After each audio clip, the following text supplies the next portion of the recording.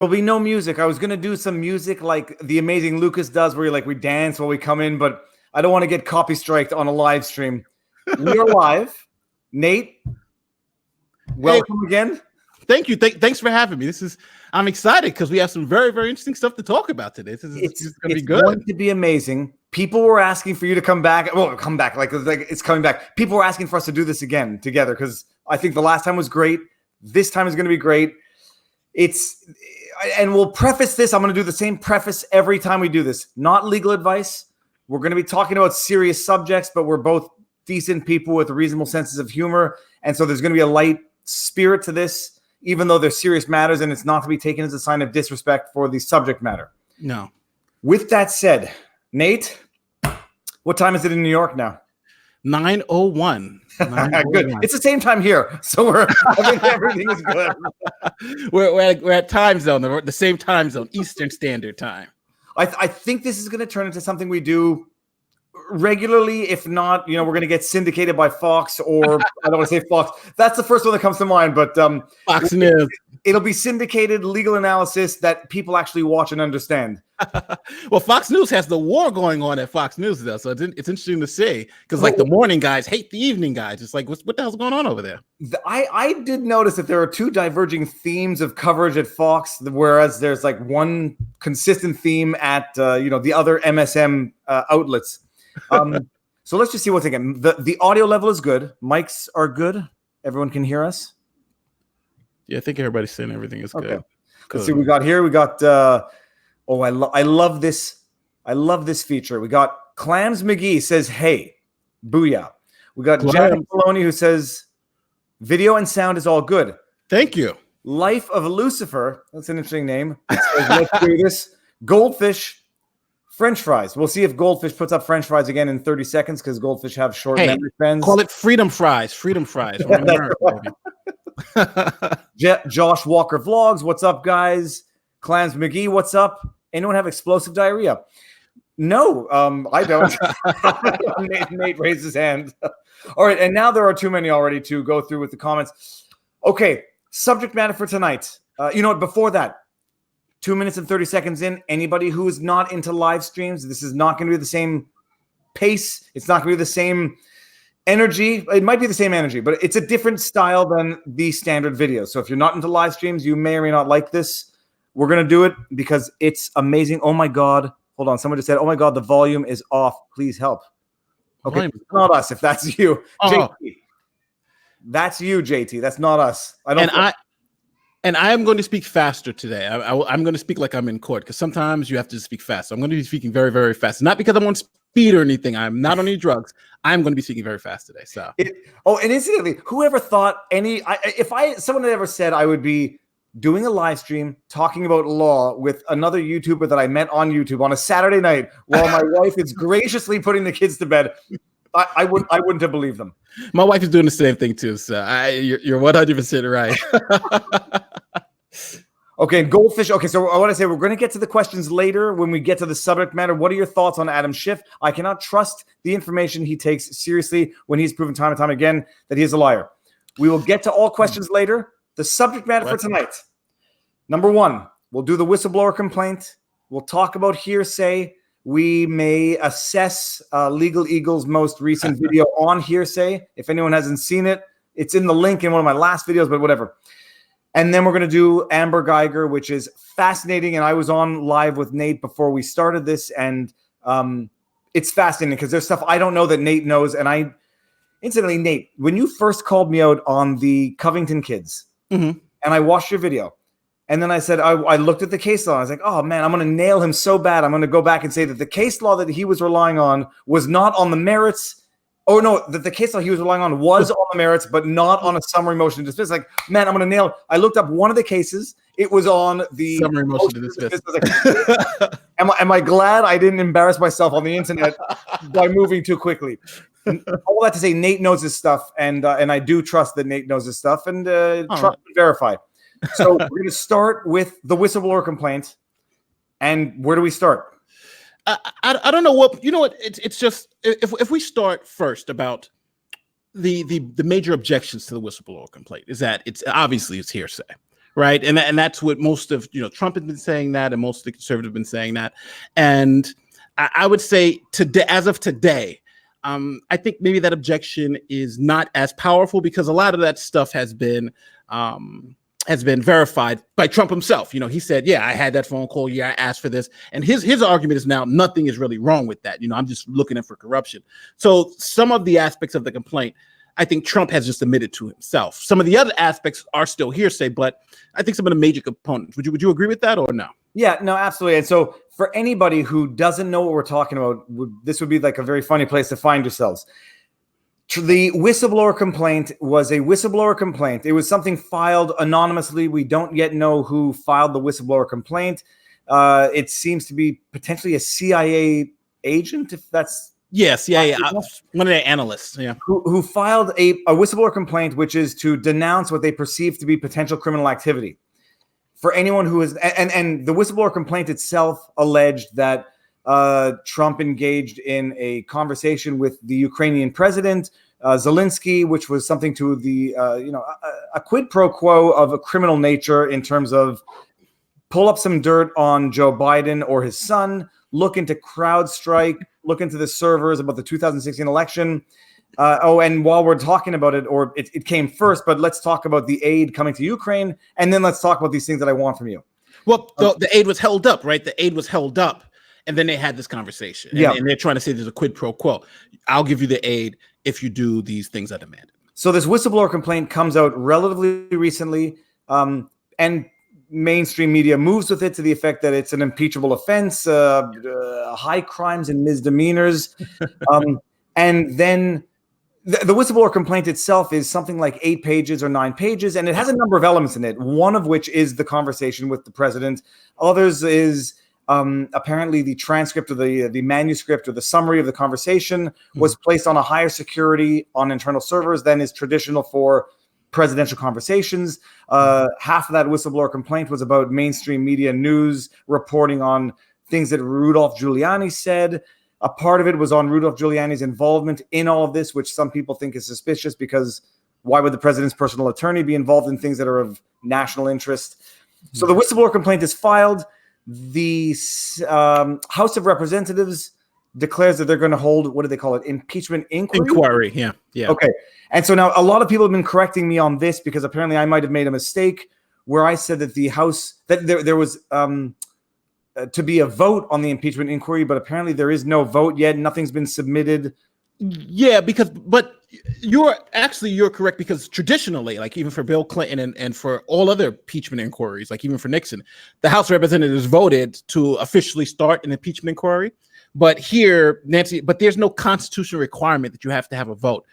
So Nancy Pelosi says impeachment inquiry, and we have one. So that's one of the tensions now between the administration and the House of Representatives, because the administration said, well, hey, every time we've had an impeachment inquiry, you've had to have a vote, except today, for this one, there's no vote. You just say there's an impeachment inquiry. So the president and the executive branch is saying, well, we're not going to cooperate until you have a vote to actually open an impeachment inquiry, as is tradition.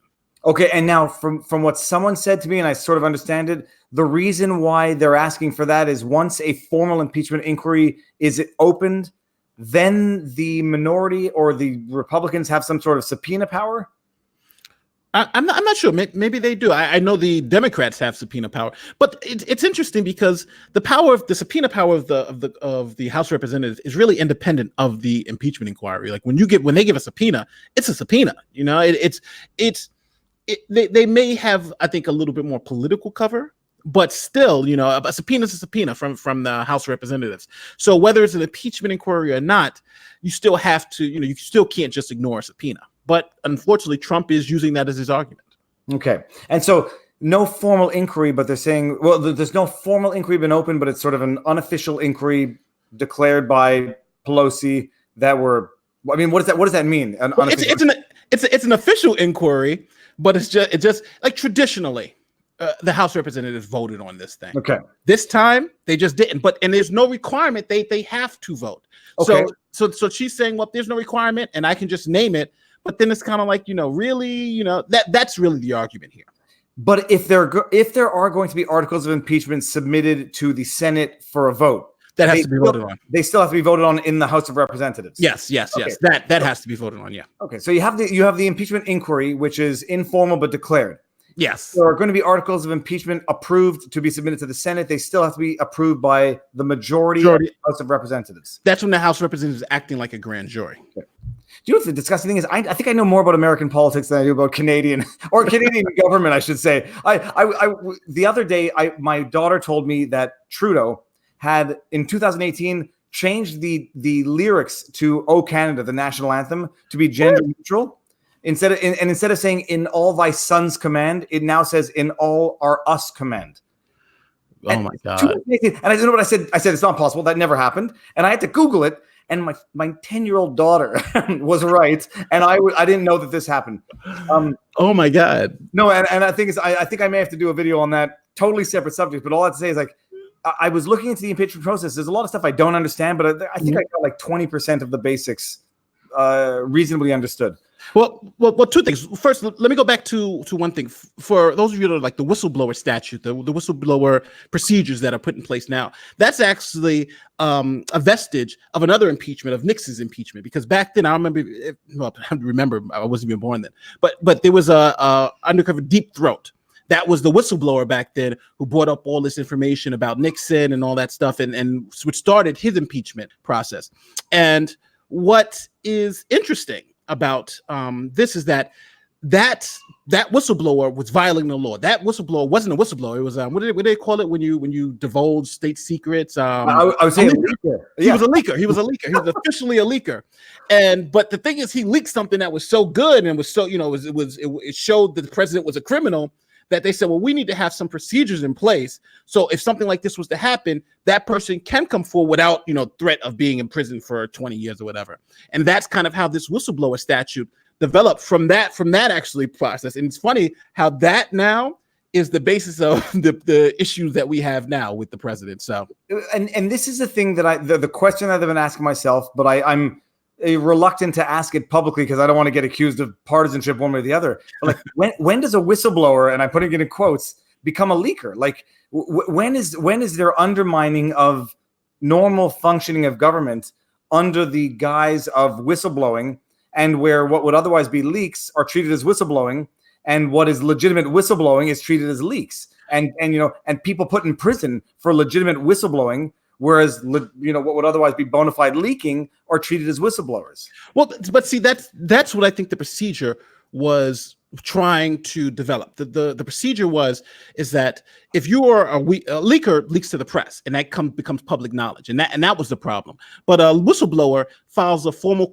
report. It stays in-house. It goes to the Senate or the congressional committees, and in that process, if it's real sensitive information, or it's not something that's credible, then they don't have to make it public. It's it's a BS complaint. We're under the traditional leakers. When it becomes public, there's no way you can control information. So this was a way that the government can control information and kind of distinguish, well, this is good information versus bad information. And that's what happened here. There's a whole bunch of whistleblowers complaints that probably go through the Senate all the time that we never hear about because there's a committee that looks at them. And this is one that they said this was something that was worth something and then put out into the public. Okay, so and how familiar are you with the process in terms of it going from the Inspector General to I'm not familiar with it at all, except for what I've been hearing on the news reports that the IG, the Inspector General, the IG approved it for urgent release, and then not Jerry Maguire, but good movie though. Good movie. Darren Maguire, yeah, good movie. Well, the other Maguire said it was not urgent enough to justify treatment. Like he had to assess whether or not it was legitimate, bona fide, urgent. Yeah. And now that we describe it sort of like that, like the whistleblowers, the policy was intended to declare leaking to the press, but rather treat legitimate whistleblowing internally. Yes, and protect the whistleblower too. Okay, and now what I've heard, because I'm putting this all together sort of as we're discussing this, to the extent that people were saying that apparently Schiff had released a portion of the whistleblowing complaint verbatim in a prior release or something, and now I'm putting it all together because now it sort of makes sense. Where when I heard people saying, "Oh, Schiff just released a national secret or something," I didn't understand what it was at the time. Well, from what I again, this is from news reports. I could be wrong because the fans out there, I'm not saying this in fact, I'm saying this as things that I've read in the media. So just to be clear, we might all be wrong tomorrow. That's the problem with the news these days. But from what I hear, Shifty, I like to call him. I like President Trump nickname from Shifty Shift. I like that. I think it's catchy. It's catchy. He's very good at those nicknames. True. No matter what you say about Trump, you remember them even if you don't want to. Yeah, like Jeb Bush, low energy. It's just perfect because he was low energy. All right, so Shifty anyway. Supposedly the whistleblower went to Shifty in the committee first and spoke to Shifty. Shifty then sends the tweets out kind of alluding to this stuff. The whistleblower then goes back, files a complaint, and then Shifty's like, oh my God, there's a complaint. So obviously there's some political undertones here that, Schiff should have been aware. He instead of him keeping his mouth shut and being, I think, a little bit more transparent, he tried to kind of jump the gun, it seems like, and just got caught out there. But again, that's not. I don't think that does anything to the actual complaint or the substance of the complaint. No, but I think it does something to Shifty, though. You know what I mean? And that's sorry, I knocked my mic. But that's the reality. Is like there's the legal consequences, or there's the legal reality, and there's the political spin reality. All that I know is that I said, and I don't even know why I thought it was relevant at the beginning, but I did say this whistleblower complaint looks like it was written by a lawyer. Oh yeah, we both said that. Yeah, because we had this discussion offline previously, and then when I read that like Schiff, that the information had been submitted to people with legal backgrounds beforehand, it's like, well, now I'll look smarter in hindsight than I might have actually been in real time.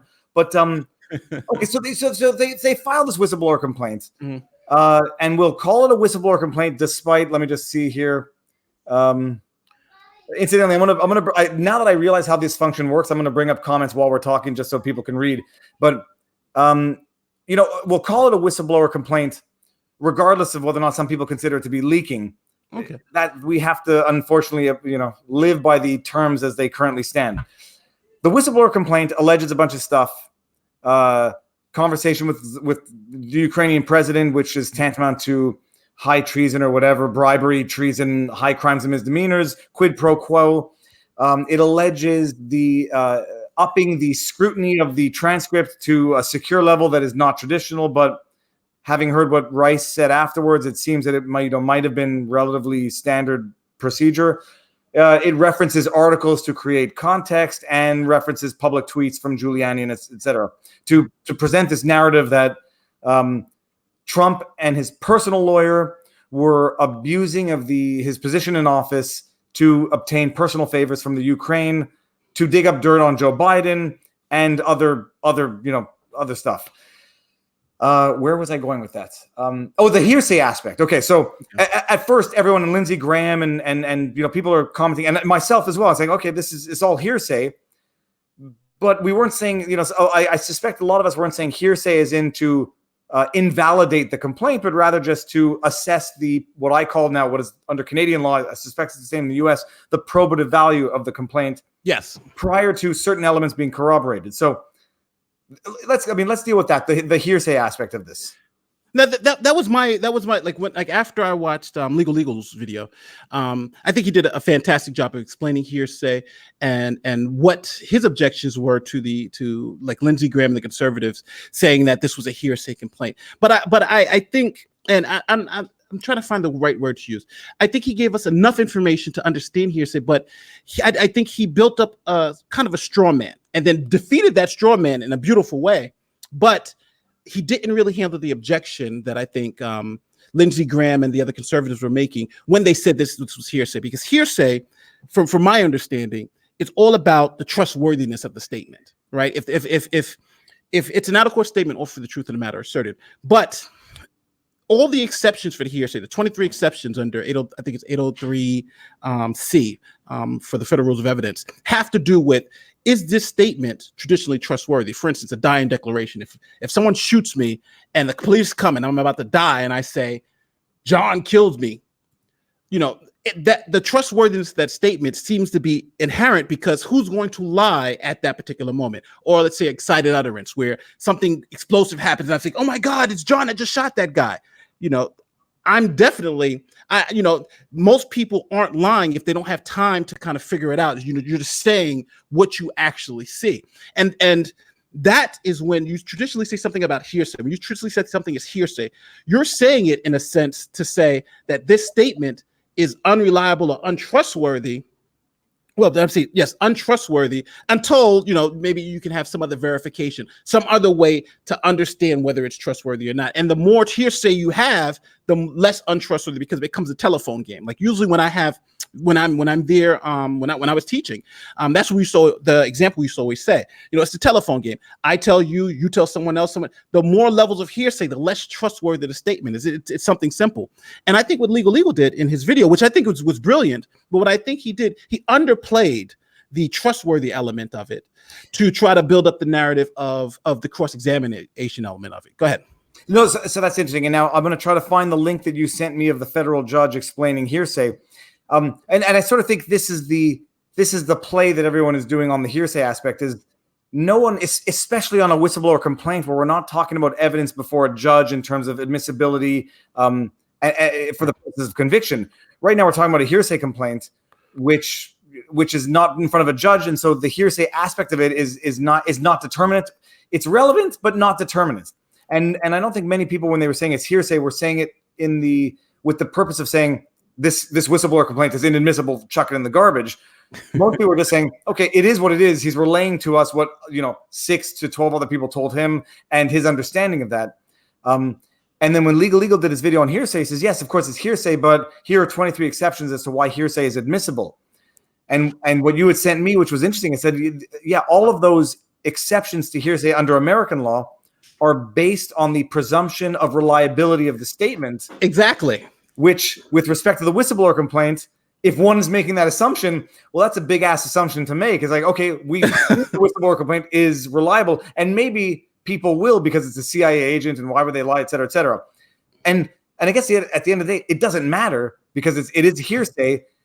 Some of it has been independently corroborated, and incidentally, this is a lawyer move that a lot of people are making. Is they're saying, okay, well, Trump himself confirmed the conversation, therefore the whistleblower complaint has been confirmed independently and corroborated by other evidence. Whereas it's really only certain elements that have in fact been corroborated and not the entirety of the whistleblower complaint. But I guess at the end of the day, the whistleblower complaint, hearsay or direct evidence, changes nothing. It goes to the House Judiciary Committee.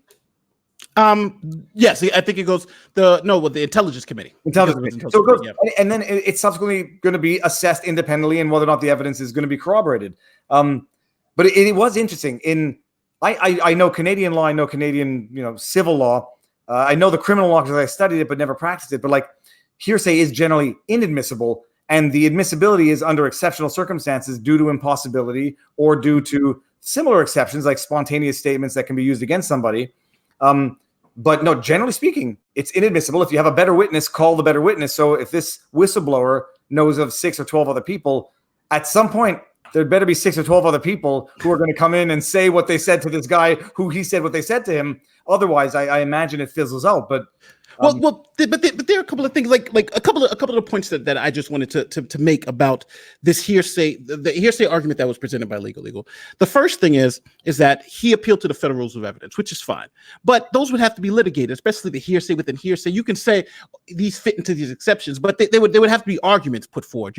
Well, how does it fit to these exceptions? Then a judge would have to say, okay, it fits into these exceptions, or whether they do. So just because it may fit into exceptions doesn't mean that it's going to actually survive to be admissible. And then the second, I think, assumption that he made was that the impeachment process isn't a civil trial, even a criminal trial, where the federal rules of evidence may even apply, because the Senate rules, they can, during a trial for the president of the United States, can maybe apply the hearsay rules or the federal rules of evidence, but they don't have to. They don't have to apply the federal rules of evidence, because the impeachment trial isn't a trial in a court from a traditional courtroom. It's a trial in the Senate.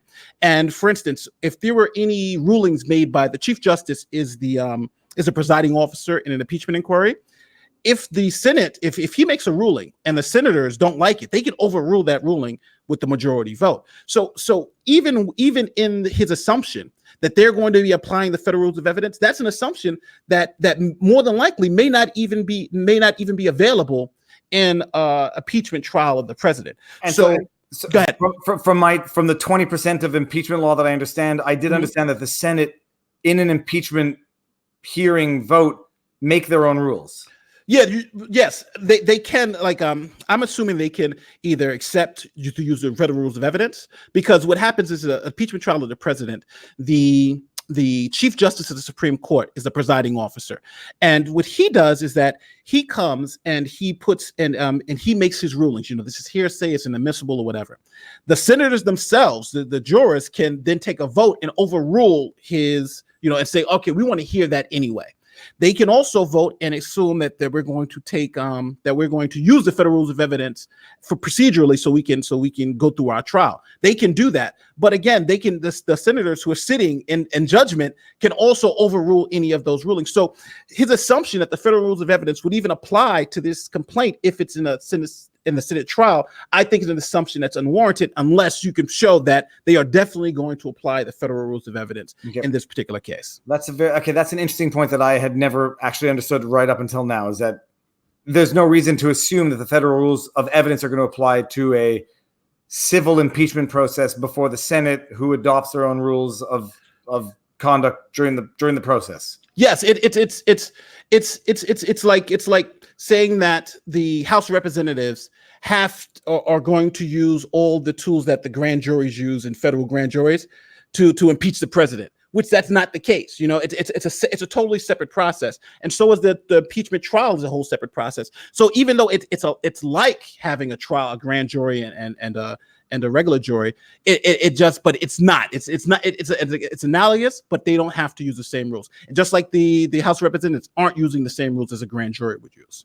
That's very interesting. And now I'm reading this one is, if everything was done by the book, then why did the Democrats lie about the context of the whistleblower? And I'm not reading this to affirm.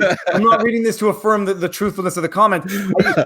Hearsay. It's hearsay. What it illustrates is that, like, we're living through times where people have seen this over and over again, but in such a condensed period of time. Like, you have the election, then you have the Russia investigation, then you have the Kavanaugh investigation, and you have these back-to-back things in such a short period of time, where people rightly or wrongly, but understandably, begin to think that this is not just a political game, but it's like I call it like a political destruction. It's like it's to be expected. What's going to be the scandal now that is going to go on and people question the process, even if it were a standalone incident, if it might have been understandable or expectable. But one thing I do want to say about impeachment, and a lot of people don't probably won't know this, is that impeachment is a purely political process. What does that mean? That means the court has no role in the impeachment process. In other words, if the House of Representatives impeach the president for jaywalking, they say, you know what, we don't like this president, we're going to impeach him for jaywalking. The president can't go to the courts and say, well, they impeached me for a bad reason. And even if he's convicted on that and kicked out of office, there is no redress for the president of the United States to go to the courts, because the courts have found that the impeachment process is a purely political process and it's not justiciable, meaning that the courts have no standards in which they can apply to even overrule an impeachment inquiry. Only thing the courts can do is just say, did you follow the process? If they follow the process, then the president has no recourse in the courts. And that's one thing, and that's why my objection to Legal Eagle is that he's applying traditional court rules to an impeachment process when they may not even apply. Yeah, I mean, and then in fairness to Legal Eagle, is the federal court rules are more stringent. It would seem that the federal court rules would be more stringent than the rules that the Senate might ultimately adopt. Is if they're not going to adopt the federal rules, they'll just adopt willy-nilly rules and say, okay, well, we'll allow this hearsay. And, if the 6 or the 12 other people that this whistleblower alleges to have relayed the information of don't corroborate it, then it'll fail. But by that point, and this is where the politics gets into it, you're a year into it and a year into the 2020 re-election with an impeachment inquiry going on, even if it's on unsubstantiated or ultimately unverifiable information, it might fail, but it's had its political damage. Yeah. But again, I do want to say this because, just for full disclosure, it seems like most of the stuff in a whistleblower complaint has been verified by second and third sources. The president, the transcripts, even now text messages from the diplomats and all that stuff. Yeah. So it seems like the breadth, the quid pro quo hasn't obviously been verified, but I think a lot of the other aspects of it have been verified. And at this point in time, I don't need the whistleblower complaint. I can use the transcripts, the text messages, and the statements from the president. That's the reality. And that's where the politics aside now. Yeah. So the elements are the transcript of the conversation is there. The admission that it was bumped up to a higher security server for whatever the reason. Yeah. Giuliani's involvement is admitted. And then the question one thing that I think is still in dispute is whether or not the Ukraine. I've been getting in trouble for saying the Ukraine instead of Ukraine. So I might still get in trouble. Whether or not Ukraine even knew that the funds were being withheld at the time of the conversation. Yeah, that was this is stuff that I can't This is stuff that's impossible to verify one way or the other because there's just too much conflicting information.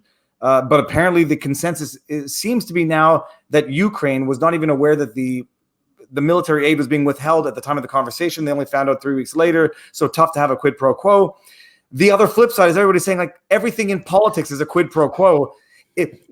And the argument now is not knowing enough about impeachment law, high crimes and misdemeanors, which don't need to be criminal acts. No, not at all. They could be subjective acts. So now people are going to say, well, what was ordinary course of business for previous administrations is now a high crime and misdemeanor for current administration because from the day of election they vowed to impeach the MFer. But I do want to say one thing though. It's not necessary from the way the law reads. It's not necessary for you to have a quid pro quo for the president to have committed a crime. The sheer asking for the help from the Ukrainians is itself the crime. So the quid pro quo I think gives you something more, but it's unnecessary to prove that the president committed a crime. And I do think it's an astute point that you don't have to commit a crime. Impeachment of the president is whatever the House of Representatives says it is. High crimes and misdemeanors is only defined by that body. That's the crazy part. And I read not all of them, but I read a lot of the comments on the videos, and people are saying he already committed an impeachable offense, based on his conduct in front of the cameras, and he committed impeachable offenses based on his tweets, and it is interesting when the threshold or the criteria becomes that which the opposition doesn't like. Everything is a high crime and misdemeanor. Like, tweeting out a swear word could be a misdemeanor, but it's when, and I've made videos about this before. It's when the rules, and I put them in quotes, are applied unequally to, under similar circumstances that people say we're not using the rules right now. We're just playing politics. But that's the problem with, and maybe that's the issue with a purely political process, but impeachment is a political process. It's really, if you had all Republicans or all Democrats in both the House and Senate, impeachment is what they say it is, because it's a power that's strictly it's strictly an Article 1 power, so that the Congress can exercise it. The courts nor the president has any action really with the impeachment process, except for whatever the Senate and the House says it is. I know it sucks, but that's just what it is in American law. No, it's eye-opening. I've never appreciated any of this before, and it really is. If enough people, and I'm not even talking Trump now, and I'm going back to Andrew Jackson and not Andrew Johnson. I said Andrew Johnson in my video.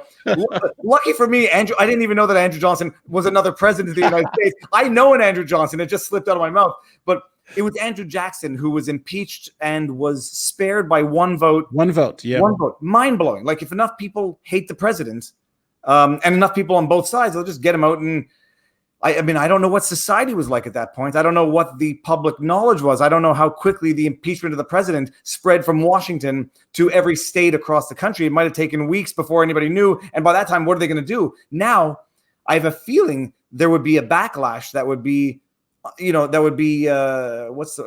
cataclysmic to some extent if people felt that there was a political undoing of a democratically elected president. I mean, Well, we have this false. I think, and this is just legally speaking. I think we have a false standard, and that false standard is that the president has to commit some crime. And it's funny because if you guys ever, if anybody, you should Google Lindsey Graham's impeachment speech. He gave a speech for impeachment against Bill Clinton, and he spoke about it. No, you don't have to commit a crime. Everything he says in that speech is true. He says you don't have to commit a crime. You don't, because this is against Bill Clinton. You don't have to commit a crime. It is about cleansing the office, bringing respect to the office. It is, this fake standard of you have to commit a crime is BS. You don't have to commit a crime. Impeachment is about cleansing the office, and that's truly what it is. It's a political tool for the politicians. But I think now we want to have some standard. And I think crimes, if the president commits a crime, that should be the standard. And I do want to ask you this: the president of the United States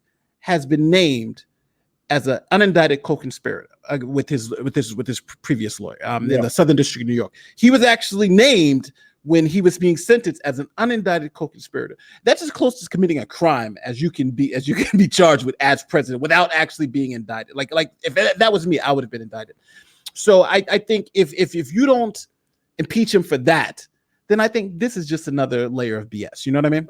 Yeah, I mean it's certainly the timing is what it is. The timing is what it is. Some people will call it a coincidence, and other people will call it absolutely strategized, looking for any excuse to make the political storm that will fade, but potentially fade after the period within which people wanted it to flare up. It flared up, and someone says, "Do you think Trump's popularity, if Trump was impeached but not convicted, would go up or down?" I think it would go up. It's the Bill Clinton scenario. If Trump is impeached but not convicted, you can count him in for a second term. The funny thing is, I wish I were politically awake back when Clinton was impeached, because it was 96, right? 90. I'm not sure. Someone can answer that. He was out in 2000. I think it was during his second term, not his first term, right? No. Was it during his first or second term? I gotta look.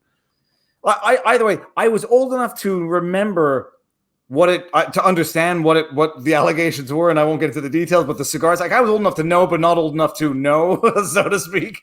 But it's a funny thing now, like playing it out 20 years later or 25 years later, whether or not all of this is backlash, whether or not this is all just like a gotcha for what the Republicans did to Clinton for having an affair in the office, which every president may have done prior to him without getting impeached for. But like my liberal friends hate me when I say this, and because they're always talking about Trump needs to be. But I said, but be honest with you, Bill Clinton, no matter what you think, Bill Clinton lied under oath. He was disbarred. He was disbarred in both federal court and in Arkansas. He committed an actual crime. He got on TV. Well, how are we going to define the word? We all knew he lied. We all knew we all know he perjured himself. Every Democrat knew that. And you still had people who didn't care. Like, okay, well, even though we know he committed a crime, we're not going to impeach him. And now it's the flip side. Now, like Chuck Schumer. Chuck Schumer was around that time. Chuck Schumer didn't vote to impeach, to convict Bill Clinton. Why? Because he was a Democrat and he didn't care that he committed a crime. And now on the flip side, it's an outrage. It's an outrage. It's an outrage. It's an outrage. No, it's an outrage when it's not your guy. And if you're going to have this selective outrage, then you have to understand that, of course, I do not blame the Republicans for holding the Democrats to a higher standard, because that's the standard the Democrats held themselves to under Clinton. You know what I mean? No, it's amazing. And that's the political aspect about it, which is why politics is the nastiest. It's the nastiest thing in the world. It's just beyond nasty, because it's the double standard where, and we've seen it now in Canada, but it's hold my enemies to a higher standard than myself. And then your enemies say, well, now I'm going to hold my enemy, which is the other party, to the same standard they've been holding me to. It's an outrage. It's an outrage.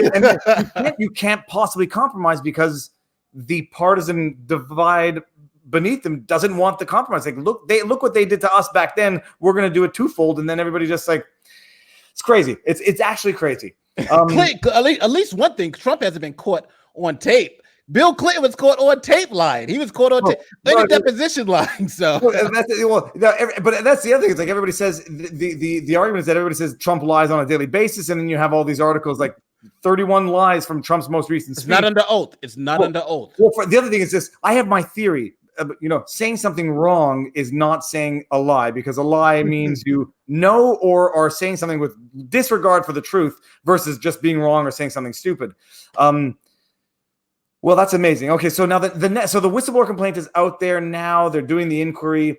The most recent developments, the text threads between the diplomats. Oh my God! Yeah, those are damning though. Those are damning. Let's see in the comment section. In the comment section, who did not, in any reporting that they saw, see the response from Bill Taylor saying "I agree" in those 2 text messages that we saw? Because when I was doing my video, I'm Googling this and I saw all the text messages, and I came on one, I don't know where I got the screenshot from, where there was the initial text saying, "This is quid pro quo, I'm highly against it." The response said, "You're misunderstanding, Bill, blah, blah, blah. Maybe we should take this, to stop texting." And that was all I saw anywhere in the news. And when I found what I found, which there was just a third line that said, "I agree." It wasn't that I was shocked, because I know how the "I agree" is probably less to the statement, "Let's take this offline," as opposed to "you misunderstand."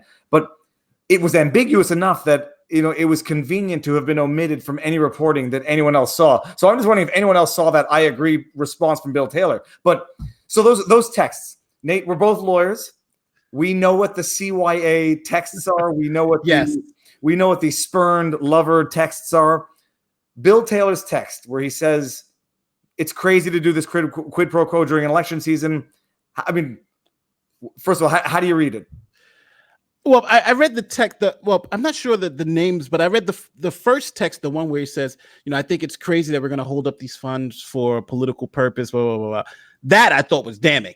But I love the response, because the response was, "No, what are you talking about? This is crazy. Are you insane? No. It was a pure CYA. And guess what? We're going to talk about this not in text," which I thought was another great CYA. So I think 2 things. I think the first text was damning, but it's damning in the sense of that's his impression of what was going on.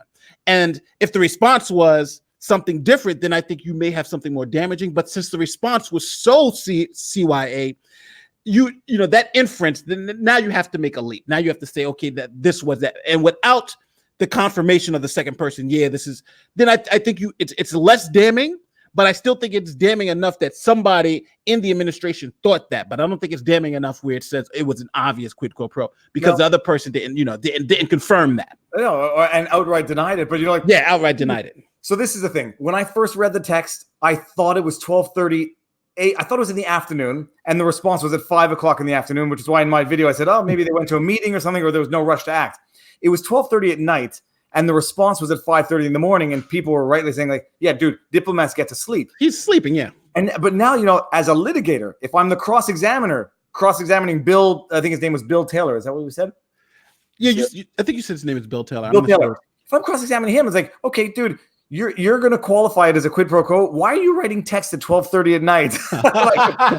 having these breakdowns. But in fairness, it can go both ways. Is the dude's up at 12:30 at night because he's having a breakdown because he doesn't want to be involved in this quid pro quo.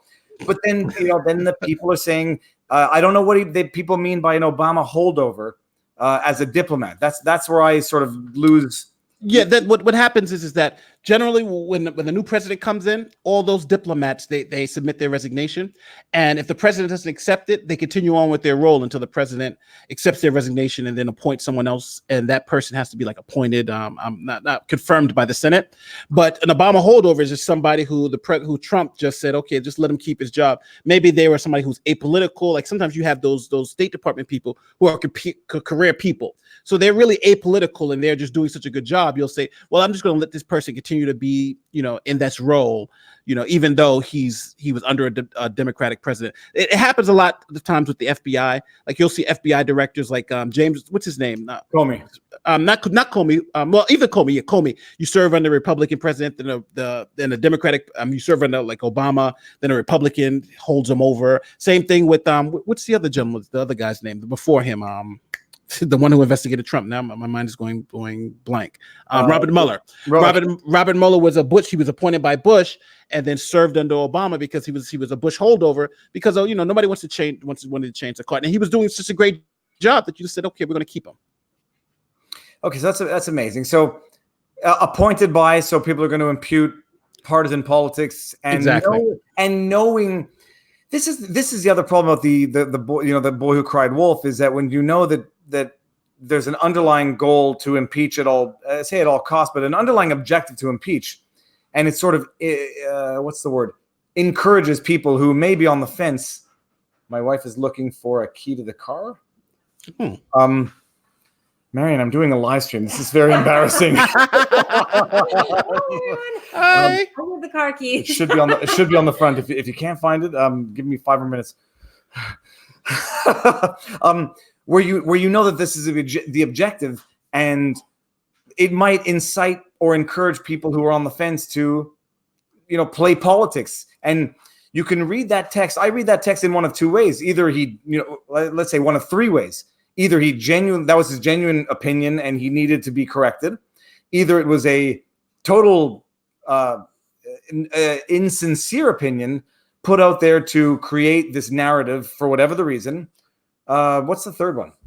Or he was just totally mistaken. I guess there's no third one. But so then you have that response, and then you have the I agree, and they take it offline, and the political Rorschach test, people are going to look at that, and everybody from both sides is going to get what they want or what they need out of it for the purposes of their position.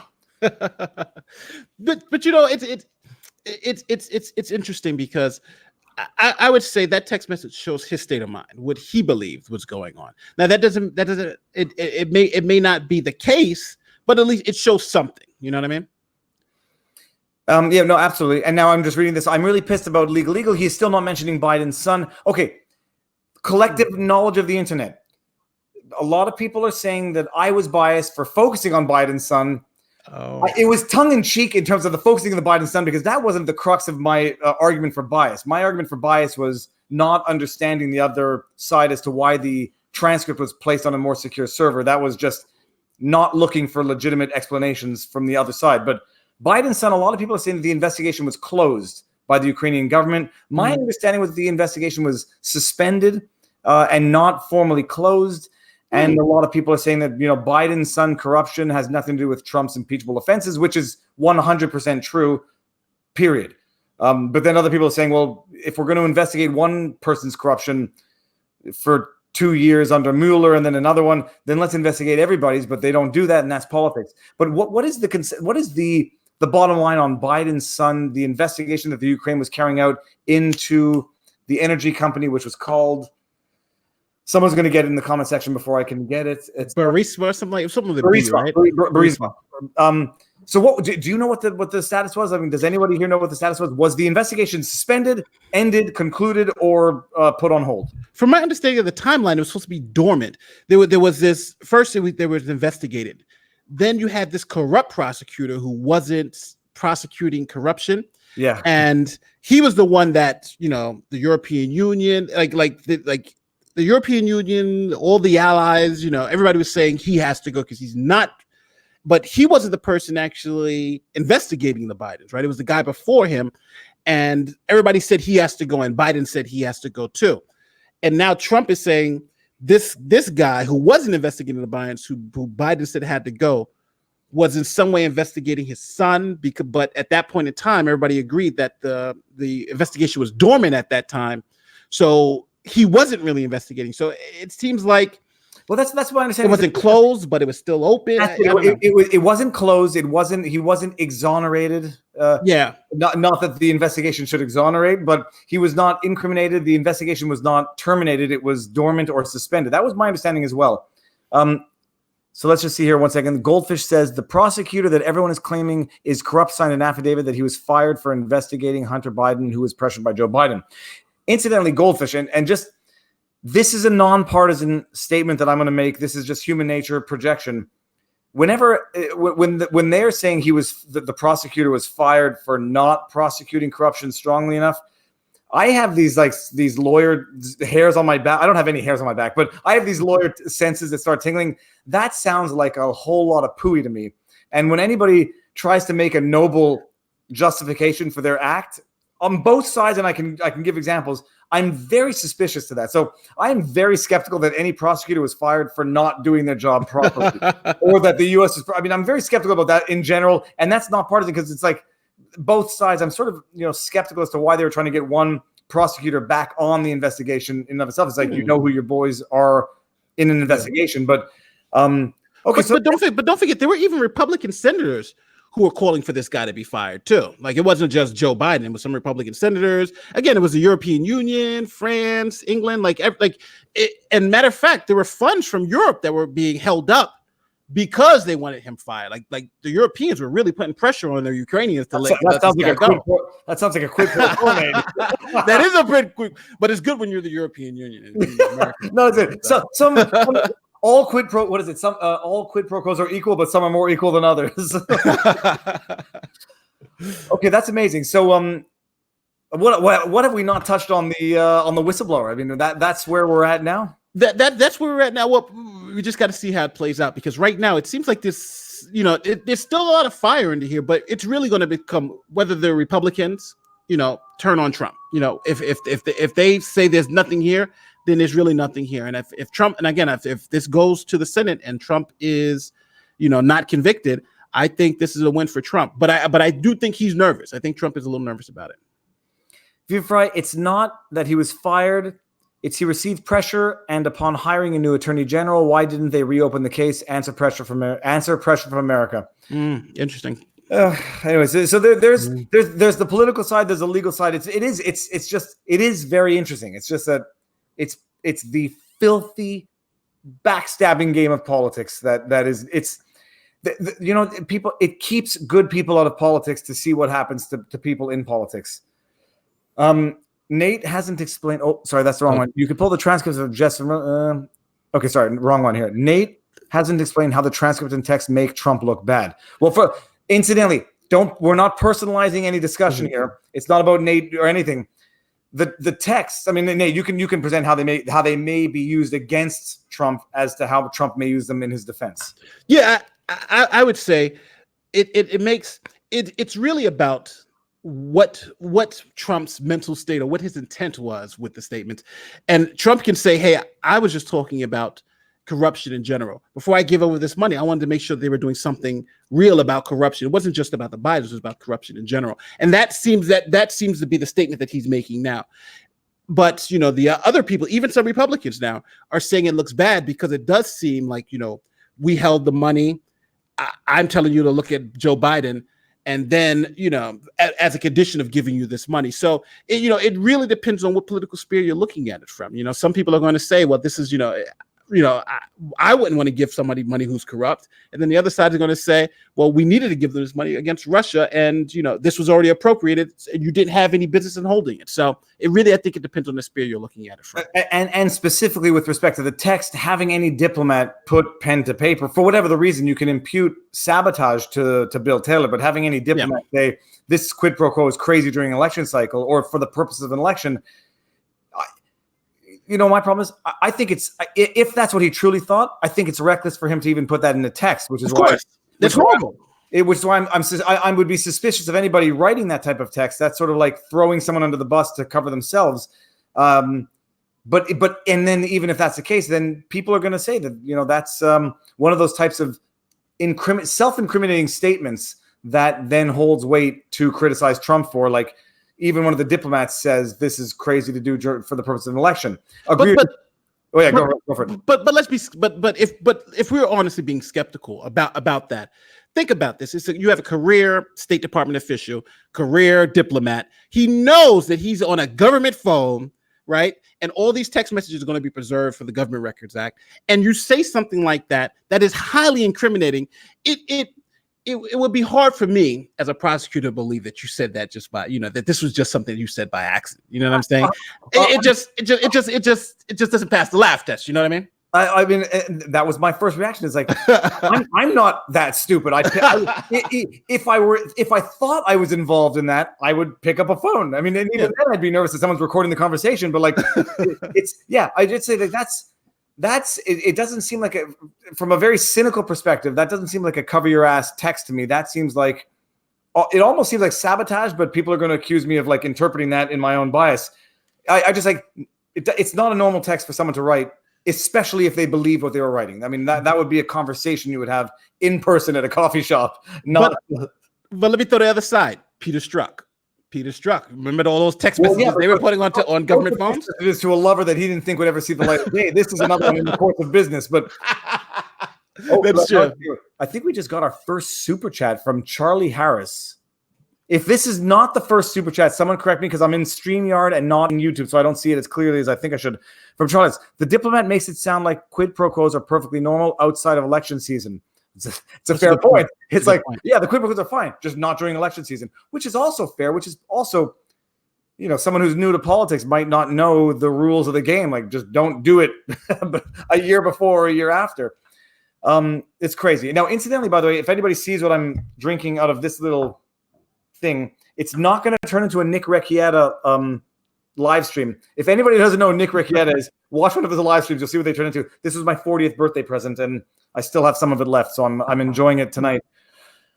We'll see where this goes. It is fascinating, and what's amazing about it, it's allowed me to learn a ton of stuff that I never would have otherwise learned, like impeachment process, the whistleblower complaint, the rules that were changed. The rule change apparently for the whistleblower complaint, I still haven't gotten a definitive answer. Everybody's still saying it's between one and two things.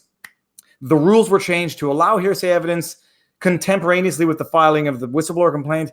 The rules were not changed. The form was clarified. The form was clarified to override the rules of the whistleblower complaint. I don't know what the status is. And the bottom line is it really doesn't make any difference because even if the rules were changed right before the whistleblower complaint was filed, it makes sense that if the rules were changed, you would have a whistleblower complaint filed on the new rules immediately thereafter. Yeah. And at the end of the day, it really doesn't matter. It doesn't matter. It's just it is interesting. Okay, does anyone have any questions on this before we go on to Amber Guyger, which is itself fascinating? Oh my God, dude, that's a bomb too. Yeah, this is timing is good. 56 minutes, an hour on one subject. We'll get another hour on the other. Life of Lucifer. He says that we didn't touch on the fact that Ukraine had no idea. No, we mentioned that earlier that they had no ideas that the funds are being held. Yeah. The first casualty of war is the truth. We don't know.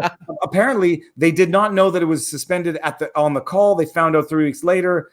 And then there would be no pressure for them to be, to do anything, so it's a very important point. So Casey Auto Doctor says there was no rule change. It would have been published in the Federal Register to make it legal. Yeah. The other thing is that's also a red herring because change or no change, it doesn't matter. You have a hearsay complaint. They're going to investigate. Okay. And that's it. Let's just see.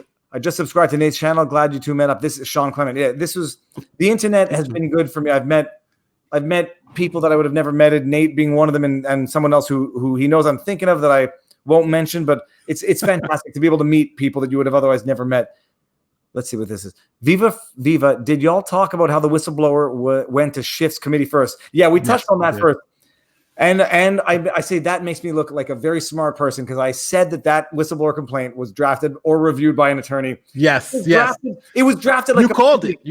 It was drafted like a pleading. It wasn't drafted like a whistleblower complaint. No, it wasn't. Snowden filed a whistleblower complaint. This was.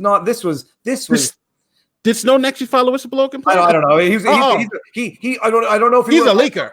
He's a leaker. He's a leaker. Or I would consider Snowden to be a bona fide whistleblower. I don't know if he filed a formal complaint. I suspect that if he did, it wasn't 8 pages with legalese and context and articles. It was, this is what's going on. This needs to, I think this is wrong. Help. Yeah.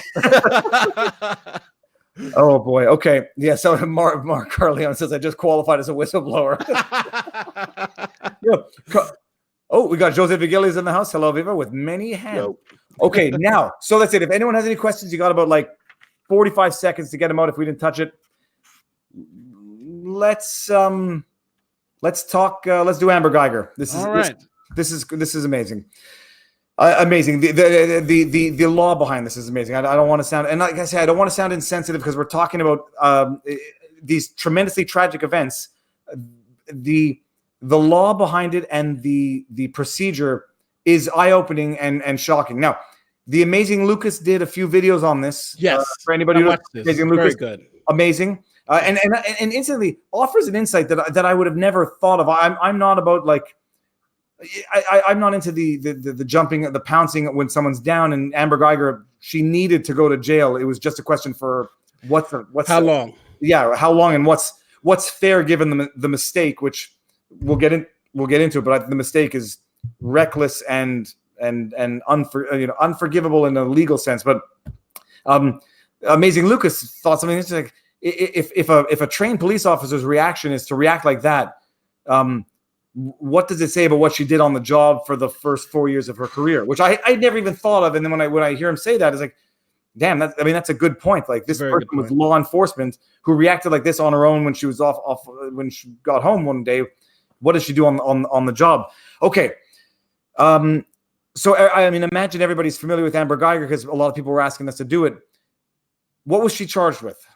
All right, Amber Guyger, she was charged with murder, murder and manslaughter. And so the jury could have convicted her. Now, in Texas, it's a little different. Now, when I looked this up, generally in the United States, you may hear like first-degree murder, that's your premeditated murder. Well, Texas doesn't call it first-degree murder. They call it capital murder. And that's the one where they'll put people to death, and that's your premeditated murder. And then you have your second-degree murder in Texas is actually called just murder. And that's your intentional murder. It's defined. Let me see if I can pull it up.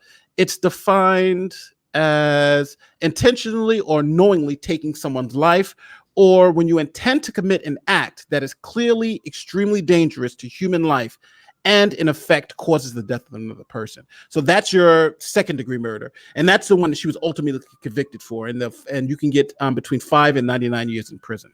Okay, and now actually for anybody who doesn't know about the Amber Guyger situation, I'm going to describe it in racial terms, not because I think it's relevant, but because everybody else thinks it's relevant. Amber Guyger is a young white female officer, been on the force for 4 or 5 years, from what I understand. Yeah. Worked a 13-and-a-half-hour shift, goes home after a long shift to her apartment, enters what she believes is her apartment. It's the wrong apartment. There's both of them, Jean, sleeping on the couch, a young black man, and she thinks that she fears for her life, draws her weapon, and shoots to kill with a response time of something like 3 seconds, from what I understood. Supposed to be very quick. Virtually instantaneously, and shoots him twice, once in the head, once in the chest. He dies on the scene. We'll get into it in the evidence, but apparently the trajectory of the bullets were downward, which indicated that he was either on the couch getting up or in a cowering position. It gets politicized on the racial aspect, which I don't want to say it from my perspective. I don't think it would have made a difference. I think this would have happened regardless of the races involved, and the individual. I think it probably would have happened anyhow, because I think from Amber Guyger's perspective, I think we're dealing with someone who should not have been holding a gun in the first place, if that's the reaction. But so a lot of it has been politicized on racial lines, but those are the bottom line facts. So Texas, you say capital murder, and manslaughter. Correct. And now what am I thinking is when they refer to capital murder, but in terms of a federal offense that carries the death penalty, does that carry the same? Is that called the same thing? But capital murder in federal court would be the death penalties. Like, that would give you the death penalty. But in Texas, capital murder is your death penalty statute. That's your first degree murder. That's the one that, if you're convicted, you can get the chair. Okay, and now Jacob Scherer, if the races were flipped, this wouldn't be national news. No, it wouldn't. Because that's why I'm not sure, because you had the Mohammed Noor situation where the races were flipped. It was national news, and incidentally, the sentence was roughly the same, and it was I guess the major distinction was that one was in the course of duty, one wasn't. But this is where I said, like, I think this would have made national news just because of how egregious it was that it was a police officer doing this, which is why Mohammed Noor made the news as well. And that's why I think the viewing it through the identity politics, racial prism, I think sort of does it an injustice and sort of falsifies the discussion. But it is what it is, and nobody can change the racial aspects of it. Whether or not it would have been different if it were someone else on the couch, maybe and maybe not. But that's what it was. So I do want to say one thing though about just this story about when you go to, like, this has actually happened to me when I was in law enforcement. So I've come home from what's a 16-hour shift. I had come home from a 16-hour shift, and I was living in an apartment building. And for those of you who live in apartment buildings, all the floors are like identical. Like when you get in the elevator, you get off your floor, it's like all the floors are literally identical. The hallways, the doors, the whole layout is the same. And I was on, I think, the 6th floor at that time, because this is when we just had my daughter. So we lived on like the 6th floor. So when I came home, I pressed the elevator button for the 6th floor, but somebody had pressed it for the 5th floor and the light just didn't come on. So I didn't see that the 5th floor was actually pressed too. So I went up and got off on the 5th floor, went to my apartment, went to what I thought was my apartment, put the key in and opened the door and walked in. And I was like, oh my God, this is not my apartment. This is somebody else's apartment, right? So then I close the door and leave. And I'm like, oh my God, how now I'm concerned. I'm like, what the hell? My key works for somebody else's door. This is crazy. Come to find out that the building, in giving us our key, had given me a master key by accident. So I had a master key to all the apartments in the building just by happenstance. It's not to trivialize or joke about anything, but like the first reaction is, if you come across someone, is not to draw a weapon and kill. Now hold on 1 second, because I missed El Rojo Grande. Okay, I didn't see it, El Rojo, but put the question back in right now. Don't do super chat. Just put the question in. I'm going to get to it right now. And by the way, instantly, anybody who doesn't know, who hasn't seen the first live stream, Nate used to be in law enforcement. Used to be a policeman. Then became a lawyer, and has like an amazing sort of insight about all of this. So it is amazing. This is the question. You pull out a gun, and when do you feel that your life is in legitimate danger to the point where you pull the trigger versus take 5 seconds to assess the situation? Well, here I think there are a couple of things that I think Amber Guyger did incorrect. Number one, because I trained at the academy for about a year when I was at the department, and one thing that we used to always teach. Well, read this super chat, and I'll go into that. No, go for it. I'm sorry, I didn't actually mean to distract. I'll wait for the question again. Sorry. Okay. Well, and what happens is that when Amber Guyger went to the door, and she sees the door open, and she hears somebody inside, right? And she believes that this may be a situation for that. She pulls out, and she has her firearm. She believes she has to pull out her firearm. The first thing we usually tell officers to do is call for backup. You never go into a place if I think a store is being broken into, the first thing I do is get in the radio. You call for backup because the cavalry's coming, and then you enter the premises, because if something goes wrong inside there, then the cavalry's coming. You have help on the way. But the fact that she pulled her gun out, the fact that she went inside, and the fact that she approached the thing without calling anybody. Remember, the phone calls were made after she shot and killed this man. That was one of the things that the jurors, and I think any reasonable person would say, well, you were trained, you rely on your training, and the reason why you're trained is so these things don't happen. And I think one of the most fascinating pieces about this trial is that the defense brought in a whole line of witnesses that said, yeah, this has happened to us before. We went to the wrong floor, apartments on different floors, and this has happened to make it seem like this is something that can happen to anybody. This was a tragic accident. But the prosecutor rebutted that by saying, well, none of those people killed anybody. None of those people who went to those other apartments actually went in and killed the person. They all survived. And are we going to hold the police, who are trained in risk assessment, to a lower standard than we would just an ordinary citizen? And obviously that was one of the things that went against her favor. Yeah, that's that for anybody who doesn't know that, because I didn't know that before we had our talk for 3 minutes before this live stream. The protocol is call for backup and wait for backup, or how would that work? Well, generally, for instance, if let's say if there's a store here, and I see flashlights going on, the glass broken, that type of thing, and people are inside there, and it's only me, and I feel like I got to pull out my weapon, I'm calling for backup. Blah, blah, blah, blah, blah, blah. Generally, I'm going to wait for backup to come, because we're going in together. But if you feel like somebody's being hurt inside there, or if it's a rape or something like that, or there's somebody's life is in danger, then you would go in. Like, for instance, if there was a shooting, a mass shooting, and the person's inside doing the killing, and you're there, you call for backup, but then you go in to confront the shooter, because if you're confronting the shooter, he can't kill anybody else. So that's one of the situations where you do go in and confront the shooter, even though you're alone. But the key point to all those is that you always have backup on the way. And the fact of the matter is, backup was only 2 minutes away for her. So if she makes that phone call, if she calls on that radio and gets back up there, then this situation could go totally different. Or if she just waits for backup. If she stands outside the door and waits for backup, then everything would be okay. But she didn't. She went gun-ho. I'm going to go inside and get this guy. And unfortunately, that's what happened. I mean, but that's the thing. So we'll get into the stand your ground, the castle defense from a layperson, non-policeman, and certainly from a non-confrontational. My first reaction would not be to go in. Like my first reaction would be to back off and go call the police from somewhere else. But I am the police, so maybe I'm not going to do that. Well, Life of Lucifer said she was. Oh, sorry. Go ahead. No, Life of Lucifer just said, wasn't she off duty? Yes, she was off duty, but she still has a phone and she still had her radio. Go ahead. I'm sorry, Viva.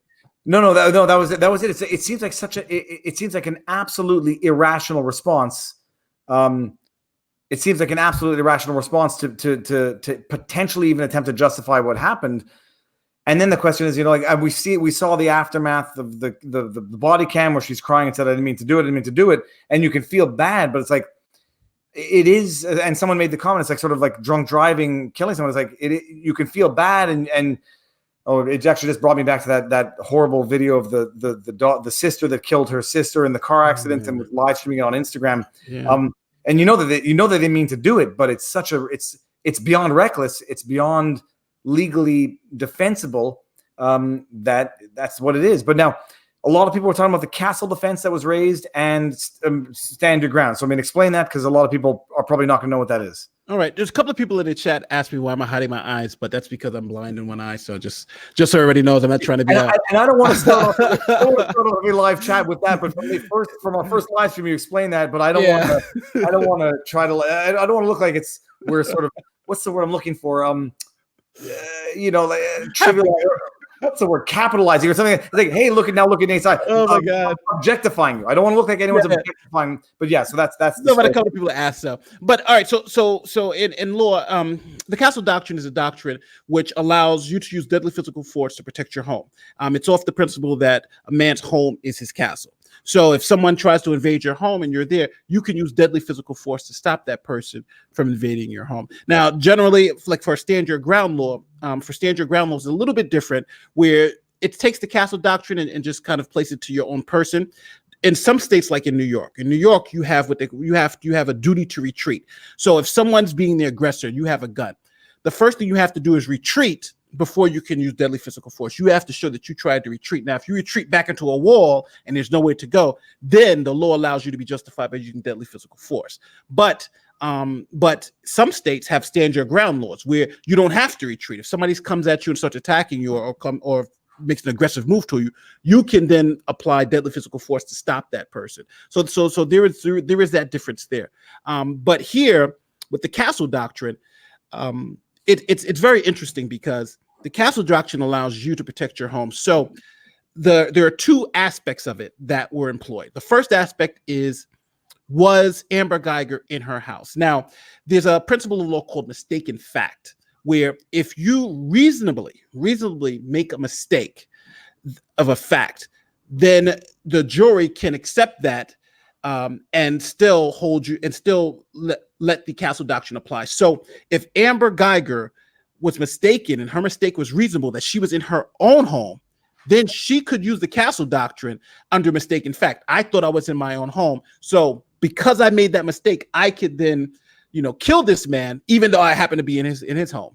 But it was interesting because one of the jurors' questions I remember was, well, could the deceased, could he have used the castle doctrine? And he could have used the castle doctrine to kill her because she was coming into his home. And that's, go ahead. And what a precedent that would set, that one could invoke the castle doctrine when they're invading someone else's castle. I mean, that's... Yes, but was it reasonable for her to believe that she was in her own home?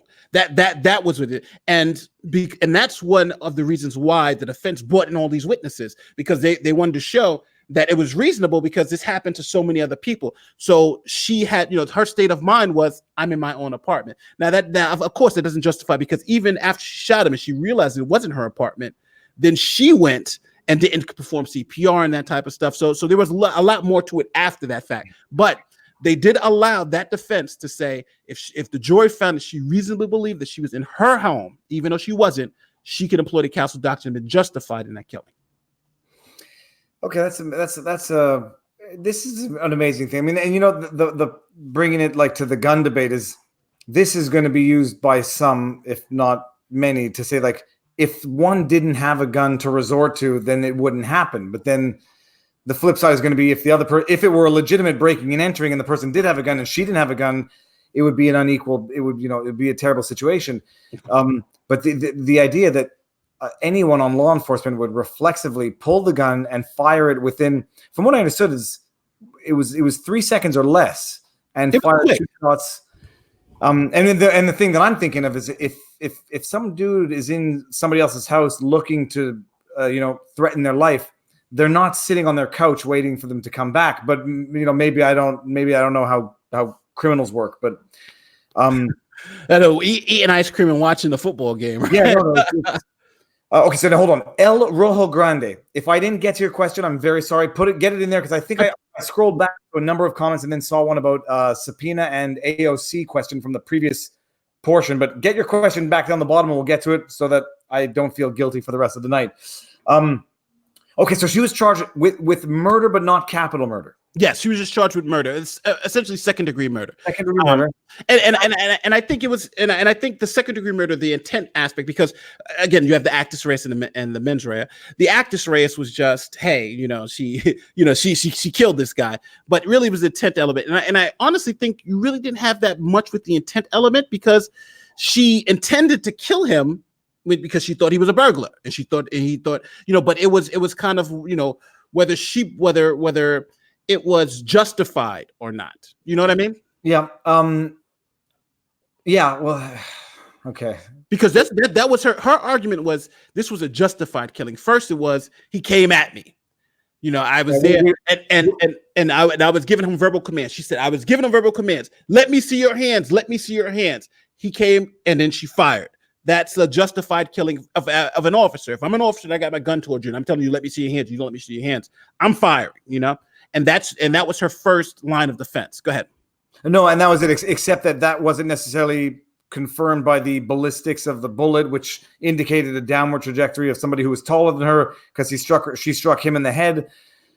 And so then the question is, it's all a question of perception. I mean, it sounds like her perception of reality was so severely warped that it was irrational, to the point where it can't be used to explain her conduct in any defensible purpose. But one thing, and I think this is a law enforcement trick that most people don't know. Every time in law enforcement, when you're training officers in self-defense and to arrest people, which one thing that we always tell officers to do, you have to verbalize.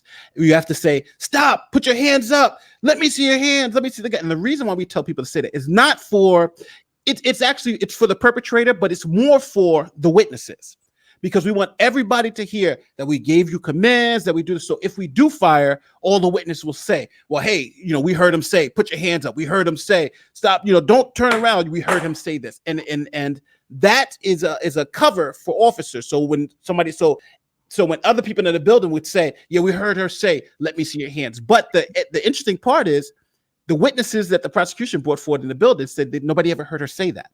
So she's the only one testifying. She said that, and the other witnesses that said they heard the commotion didn't hear her actually say, "Let me see your hands." This is another one of those moments where I never fully appreciated the rationale for yelling the commands. Is to not create witnesses, but to allow witnesses to hear what actually happened. He told him to put his hands up, and he didn't do it. He told him to do this. Yes, then that's exactly how you train officers. Those commands have two purposes. One, you want you to tell that person exactly what you want them to do, but you must say them loud enough so everyone else can hear you. Because when you're on trial, you want that person to say, he told him to put his hands up, he didn't, and he shot him. That's amazing. That's very interesting. And was there was a discussion about whether or not she was sorry, I'm not reading that comment. There was a discussion as to whether or not she was involved in some intense texting. She was breaking up with somebody, and that maybe she wasn't in her right mind when she came into the apartment. Did you hear about the apparently she was involved in some text messaging with either someone she was breaking up, a married man. Yeah. Oh, yeah. So someone she was having an affair with. Yeah. They were saying that they were trying. It seemed like they were trying to say the reason why she was on the wrong floor is because she was in this real sexually explicit chat with this married guy that she was, messing with on the force, and she just went to the wrong floor, being involved in this, explicit chat. and explicit text message, and that's when she went to the wrong door. But it seems like her three defenses were she was justified, right? I fear, and that's the strict cop definition. I feared for my life. He came toward me. Boom, boom, boom. I shot him. The second one is that she had the lack of intent, and that's the lawyer saying this was a tragic accident. She didn't intend to do this. This was an accident based on circumstances, and then the third one was the castle doctrine. Even if she did do it, she was justified because she believed it was on her own home. Okay, that's crazy. I mean, and now let's get into the human aspect of this. You saw both of them, Jean's brother, hug his testimony for sentencing. Yes, I saw that. Explain how that works. Like is that considered a victim impact statement, or is that? It was actually after she was sentenced, and I'm not sure why they were doing it, because he was giving the statement after she had received the 10 years. Because before, during the sentencing phase, the mom had testified and all these other people had testified about her character, and then the jury went back, sentenced her to 10 years, and then you had these other witnesses coming afterwards to still speak to her. I'm not sure, because again, Texas, it's a little quirky there, but that's what they do. They force the defendant to stand and still hear more testimony from the family. I'm not sure exactly what it was for, though. Interesting. All right, and now a question of opinion, but and I'll actually chime in with mine after this. But how do you feel about the judge getting off the bench and hugging her afterwards and apparently giving her a Bible? No, all right. The lawyer in me, and this is just the lawyer in me, inappropriate, wrong. You should not do this, especially in the robe. You're an officer of the court. You're an officer of the state. There's a separation between church and state here. It was totally inappropriate, proselytizing, all that. And there's no more coercive relationship than a judge and the person you're sending to jail. It just is a lot. And how do you know if she's even Christian? That should be something that should not be there. But then it has the Nate part of me, right? There's just the regular Nate guy part of me, which is she had already been sentenced. She's already getting the 10 years. She just hugged the brother. The judge is over there crying. And after everything's over, they're walking out the court, because I've been in court those times where you had a serious victim impact statement. Everybody's emotional. And, the judge, it's one of those human moments. And my understanding is, if this was after everything was closed up and the judge is just doing this to do this because she just feels for this woman, that I think would be okay. But if this was court is still in session and she's still in the role of a judge, then it's absolutely not okay. So I'm not sure where on the spectrum this lies. Was it really everything all done? It seems like everything may have been all done, because what most people aren't talking about is that the judge actually then hugged the mother of the victim. She hugged, she was going around hugging the family, talking to the family too. So it seems like it wasn't really a formal setting, but still, I think the appearance of impropriety doesn't look well. Yeah, and that was my problem also. First of all, the brother's impact statement, I thought it had come before the sentencing and not afterwards, but it makes sense given what he said. I wish you didn't have to go to jail, which presumed that he knew that she was going to go to jail. But I mean, that was. I mean, first of all, I cry. I mean, I cried often. Yeah. Cried watching that. It was tremendous. It's amazing that someone wants to forgive and have that burden lifted off their souls.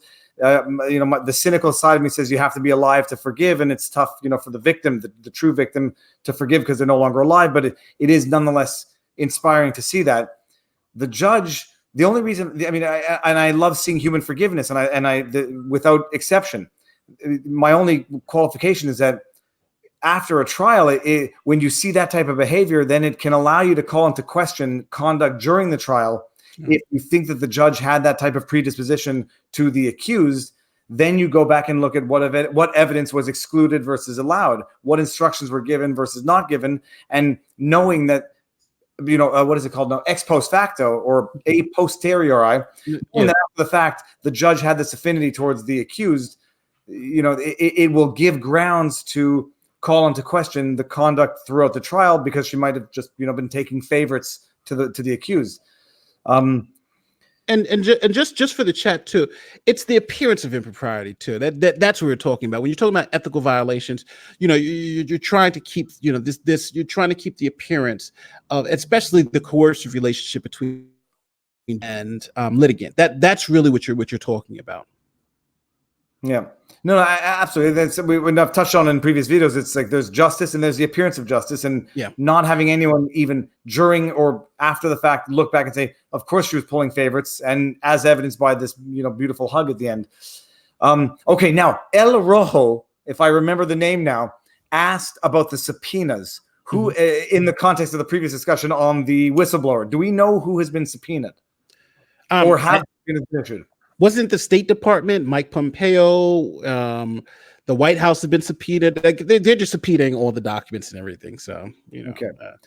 So now I got that off my chest, and I will sleep well knowing that I got the El Rojo's question. Okay, I think this has been amazing. It's phenomenal. I mean, I learned you seem to know your stuff, like to an extent that like you're doing research for a Saturday Night Live stream, and it's fantastic because it allows me to feel more comfortable with my opinions. Who's got questions that we have not gotten to? Separation between church and state. Will you swear on the Bible to that? Hardy Hart. In Quebec, incidentally, they now make us take a solemn oath or a solemn declaration. And it's only when you go into the smaller towns outside of Montreal that you still have a Bible. And I don't care. Personally, I don't care. Like we know what the gesture is. You can have me swear on a Bible or anything on that. I will not take any sort of offense. But typically, it's a solemn declaration. I didn't know that the judge gave her a Bible. I just thought gave her her own Bible. You know what? Like, and I'll tell you. One time, I was when I was a prosecutor, we used to do these motions where it happens is that I was prosecuting for sex crimes, but they were women who were prostitutes. What happens is that New York passed a statute that allowed us to vacate those prostitution convictions if a woman can prove that they were sex trafficked. So one time we did have a woman who was sex trafficked, and and it was horrible because she had some like 10 convictions, and so she told her story, and we moved into motion. The prosecution has to agree. So I was the prosecutor at the time. So I said, we agree, vacate these. And after hearing the story, we all cried. And it was funny because the judge went to the back, took off her robe. Like she adjourned court, went to the back, took off her robe, came out, and gave the woman a hug. And we talked and, tried to give, hey, here's some services and stuff. And when I saw this thing with this judge, I thought back to that. But the difference was, I think, between that and this is that this judge knew that there was an appearance of her being in her robe and things that she wanted to have this human moment. But then she went back and she said, okay, I'm going to take off all the regalia of authority and then have a real human moment. And I think if this judge would have done that, then we wouldn't be talking about it. But because she didn't, that's why we're talking about it. Yeah, no, it's a very fair point. I mean, it's what was I thinking about with the judge?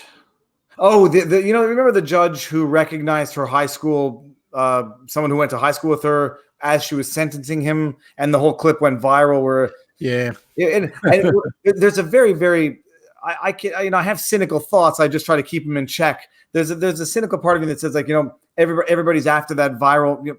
People want this viral moment of beauty, which is there's nothing wrong with it, and maybe the judge said. I don't think that thought pattern could have possibly gone on in such a short period of time, but I do think it's just like it is crossing the line, not necessarily between the separation between church and state, but just the separation between judge and the judged. And you can't even show that you were that sympathetic to the accused, even if you were. You have to give the appearance that you were not personally involved in the case. Yeah. I wanted to bring this comment up because it was funny. Where is it? Michael Avenatti. Do you think that Michael Avenatti could have drafted the whistleblower complaint? Here we go. What's the chances of Michael Avenatti involved in the whistleblower report? I would say nil because it was actually drafted well. Okay, but that was my joke. Hey, for Avenatti, his case with Stormy Daniels, I always thought was BS. I was like, this is his arguments were horrible arguments, and I was like, how is he getting so much airtime? But I don't know. Michael Avenatti is a whole different story. I mean, we're going to get back to that because I read the indictment a while back. I did a video on that. Oh back when I was first exploring U.S. law. I swear to you, I'm gonna be a member of the New York, or I don't know what's the easiest bar to pass. Not New York, right? Oh, New York, no. Well, now it's a uniform bar, so it's a lot easier because when I took the bar, it was the New York. You had to take, and this is crazy. You had to know New York law, and you had to know federal law, and then you had to take 2 different tests on. Your test could be a mix of both. Now you just have to really just know the federal law. So if you're taking the bar, you can just take the UBE. It's a lot easier. But I may yet within a year or two be certified, being a certified American lawyer. I know what the federal court rules are. I know what the United States Code is. It's amazing. I mean, okay, so let's see here. Do we have any questions that Viva ask Nate this? Hold on. What do we see here? Congress shall make no law respecting an establishment of religion or prohibiting the free exercise thereof. Where does the judge fall into this category? Presume the question is while she's exercising her judicial functions. Yes. Well, it's the separation of church and state is that if it's the separation is simply that the government is not going to take sides. It's supposed to be more or less secular, and the test, even though you've read out the text of the amendment, but that is words on the paper. It's the way the courts interpret that. So I would point you to the lemon test. It's a test that the court uses for establishment cases. It's under a case called Lemon v. Kurtzman, and the lemon test provides an understanding of how when there's an objection to the government being entangled in religion, the court uses the lemon test to decide whether the government has entangled itself in religion too deeply and to violate the First Amendment. So yes, you're right. The text of the amendment may not lead you to conclude that this judge did something wrong, but I would point you to Lemon v. Kurtzman and the lemon test, and you'll see how under the lemon test you can make an argument that this judge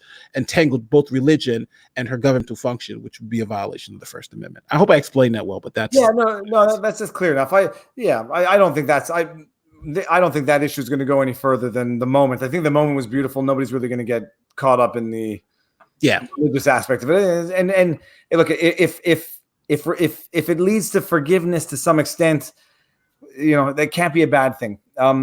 The question was really the sentencing. It was between 5 and 99 years. She got 10, and she will be out presumably after 5. I'm thinking she's going to get 7 years because it all depends. Like here, number one, and something interesting, if you ever get convicted in New York, and prison years are different than regular years. Prison years are 10 months instead of 12. So if you get like a 10-year sentence, it's something like 100 months. And you'll notice if you ever look at the sentencing sentencing guidelines in federal court, it's done in months and not years. So it really depends on how they do it in Texas. Maybe a prison year is a full year there, but generally here a prison year is only 10 months. Mm-hmm. So you're looking at maybe 7 years if she was, and I think here it's about the same thing too. Okay, 7 years full sentence, and then she can get what is it? Not paroled. Is it paroled? I think she gets probation. I think for there she's gonna. I think she has to do like a minimum of 7 and then some probation. But I'd have to look it up. I'm not sure. But their rules. It should be something easy to look online. Okay. Oh, let's see. We got Kronos, who's a name I see. I see hey, but no comment afterwards. Kronos. That's going to make it difficult for me to answer the question. He'll be back. We got some discussion about Bitcoin. Let me say this here. I really enjoy how much Viva Frei listens to Nate. It's nice to hear full responses, not cut off by the host, as in so many other casts. I love learning from Nate because I will be smarter tomorrow. When no one knows that I got all this stuff from Nate, I'm going to be 10 times smarter tomorrow than I was today. What else do we have here? You should do a vlog on that because the separation of church and state is widely abused. So yes. I don't think we have a similar thing here. I have to look at what we have in Quebec that's even similar. I know we have the separation of church and state, but the closest thing we have right now that's in the news is this bill C-21, which is government officials can't wear visible signs of religions while they're exercising their government functions, which people are freaking out about. And I made a video on that a while ago, but it's nothing controversial. That's a little extreme because here that would get into your first that would also get your free speech rights here. Absolutely, it's similar here where we have it is going to be tested. I mean, I do wonder whether or not the Supreme Court is going to affirm it, uphold it, or overturn it. I mean, I understand the rationale. I just think that it's so counterintuitive. Like you start with overt religious symbols, and then my joke was, okay, well, where do you stop once you get rid of the kippah, the hijab, the cross, and the niqab? Are you going to go after overtly religious names, and are you going to make sure that a judge can't have X, Y, and Z name because people are going to know what religion he affiliates with? Yeah, so that's a separate discussion, but one for our local politics. Viva Frei, why did the whistleblower didn't file through the official whistleblower file, which has a maximum of 3,000 letters? I didn't know that there was that. All I knew is that was a damn long whistleblower complaint, which included a lot of extraneous information that I wouldn't expect to see in a whistleblower complaint. It was so legalese. It was so carefully drafted. It was the attorneys didn't. That whistleblower, I don't think wrote it. I think some attorney wrote it. I'm convinced they didn't, and it was they sought counsel, and it was crafted with counsel. Yeah. So let's see here. What do we got? Anything? Okay. You know what? We're actually at a perfect time. Let's do like 1 minute or more for any questions we didn't hit. Nate, is there anything we didn't touch? No, I think we hit it all. I was looking at Amber Guyger because we went over her defenses. We went over, we did the defenses, the castle doctrine, the racist text messages. All right.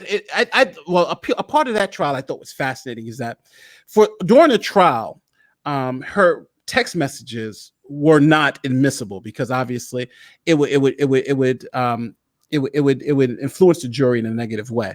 So they withheld the text messages until after she was convicted by the jury. Now, during the sentencing phase, all that information about the defendant, prior criminal history, all that stuff can come in to help the jury determine sentence. So her text messages were very one of her text messages was about what was it about Martin Luther King, how she didn't really like Martin Luther King Day and she was glad he was dead or something like that. A second one was about if she's ever in a position where she's in trouble, shoot first, live last, shoot first, kill versus be killed. And the third one was about she had a text message where somebody had a dog and the guy says, well, hey, my dog is racist. She's like, oh, he's just like me, something like that. So those text messages were used in her sentencing. So the jury was able to get like a fuller picture of who this person was. And obviously these racist texts kind of color their opinion on whether, she's going to get the minimum versus she's going to get 10 years. Now, I do want to say this full disclosure, even though I believe this was a tragic accident and, the jury made its ruling. I was predicting she would get, I think, 5 years in prison because you have someone with no criminal history. She's a cop, for God's sake. She's a cop. She's no criminal history, that type of thing. And usually when you have defendants like that, they get on the lower end of the spectrum. I think maybe, so 10 years was a little shocking to me. And I know some people are saying 10 years was not enough. She should have got 30 years in prison. So I don't know. Do you agree? I honestly think she was going to get like maybe 5 to 7 years. 10 years I thought was a little bit much, but it is what it is, Go ahead. So someone asked whether or not I thought she was truly remorseful. I mean, I think she was. I mean, she was truly remorseful contemporaneously with the event where the aftermath was. It was clear she didn't want to do it, but like that's to me like the same. That's fine. Once people get into these tragic accidents, obviously they never intended the outcome, but were they reckless to begin with? It's obvious she was. It's like you don't go from 0 to dead. From entering the wrong apartment in the normal run of things, and what I don't think she was all there in the head, but I don't know what the defenses were, but then the question is like tragic. It's not call it an accident. I think that undermines what it was, but an absolute act of total reckless disregard, negligence.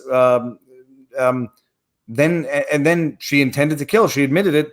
What's the fair sentence? This is where I tell you, I wouldn't want to be defense. I wouldn't want to be prosecutor. And I wouldn't want to be the judge because I don't know. 10 years is 10 years is 20%. Say 10% of the rest. Let's get the math right. Say 10 years is the better part of what's left of her life to some extent. She gets out when she's however old she is, 40 something, yeah. And it ruins her life. But then the question is, Botham Jean is dead forever, and then I don't know what's a fair punishment for this. I don't think there's any punishment that's going to be fair. She'll live with it for the rest of her life, but she has to be punished for it. I mean, that type of thing can't happen and get a slap on the wrist, especially for the precedent that it would set for the on a going forward basis. But she definitely looked remorseful after the event and during trial. The only question is someone has to judge how much she gets, and they judge. And I wouldn't want to be on the jury. No, that's a huge decision to make. But I think at the end of the day, though, it was a fair decision. I think 30 years for this woman would have been too much, and I think 10 years is a reasonable, 10 years amount of time. It's like 10 years is 10 years in prison.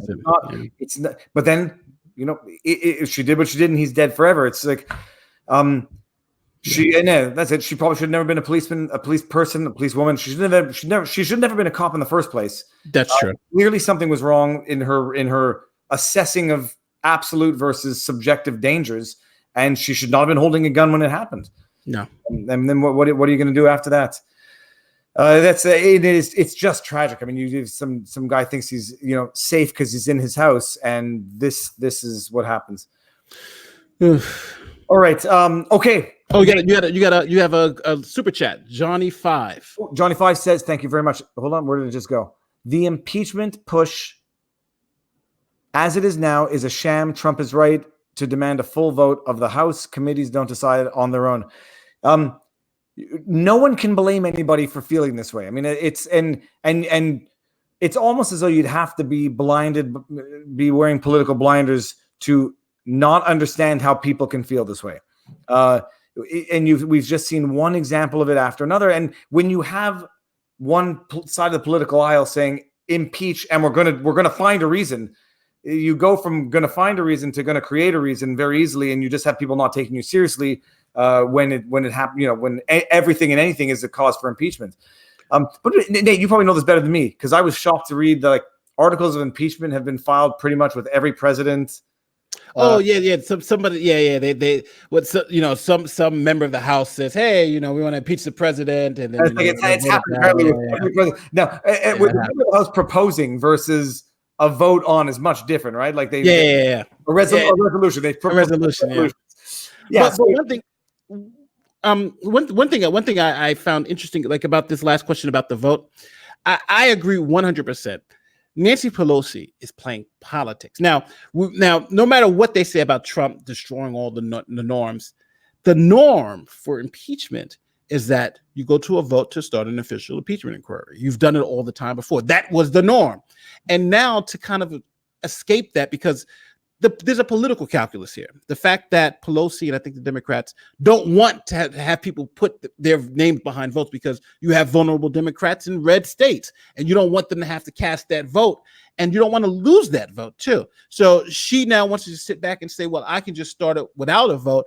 I think it's interesting, but I think it's political, and I think we all have to recognize that that's a political move, and it's double talk. We're going after Trump because he's destroying political norms, but yet we're going to do it without going through the same political norms that we usually go through. So and this is where I think it goes back to it having gone downhill from Bill Clinton with the impeachment of Bill Clinton, with the small caveat that whether or not the investigation about the affair was legit or political, lying under oath to the American people was maybe the kick in the teeth that set people off. And for all those lefties out there, hey, I'm a lefty sometimes too, and I'm a righty sometimes too. It's funny because I'm an independent. I actually voted for Giuliani, which is I know people don't think it's crazy, but because he was a great mayor. He happened to be a great mayor. But one thing I always say is, no matter how outraged, if you're a Democrat, no matter how outraged you're at Trump and you say Trump has broken the law, Bill Clinton was on tape and broke the law. And most Democrats didn't agree with his impeachment. So that's the funny thing, is that's the other thing, is the affair, and it goes back to the Watergate, the scandal was not as bad as the cover-up type thing. Yeah. Goldfish says the whistleblower is a registered Democrat. How much do you think that impacts the investigation? It goes back to the old. I mean, in general, you can play that in the political argument, but not to call the whistleblower a broken clock, but a broken clock is still right twice a day. So because he's a registered Democrat doesn't mean that the complaint is ill-founded. It's just it'll add for the fodder of the argument. That's why you investigate. Yeah. It's we got Johnny 5. Okay. Johnny 5 says, okay, no vote in the House, and then McConnell pigeonholes in the Senate. If the House doesn't have to follow rules, neither does the Senate.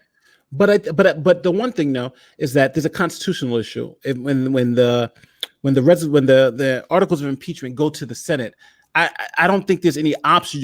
I think there has to be a trial because the article. I think it's a constitutional mandate that if the House impeaches, then there must be a trial. So I'm not sure if McConnell can just sit on articles of impeachment. And he's even said that he can't do it. He's even said that he has to hold the trial. From my 20% understanding, I think that they can make up the rules of the procedure, but they still have to. The Senate has to vote if the House votes on articles of impeachment, and they have to act like a jury based on the rules they set for themselves. It's a mandated trial, yeah.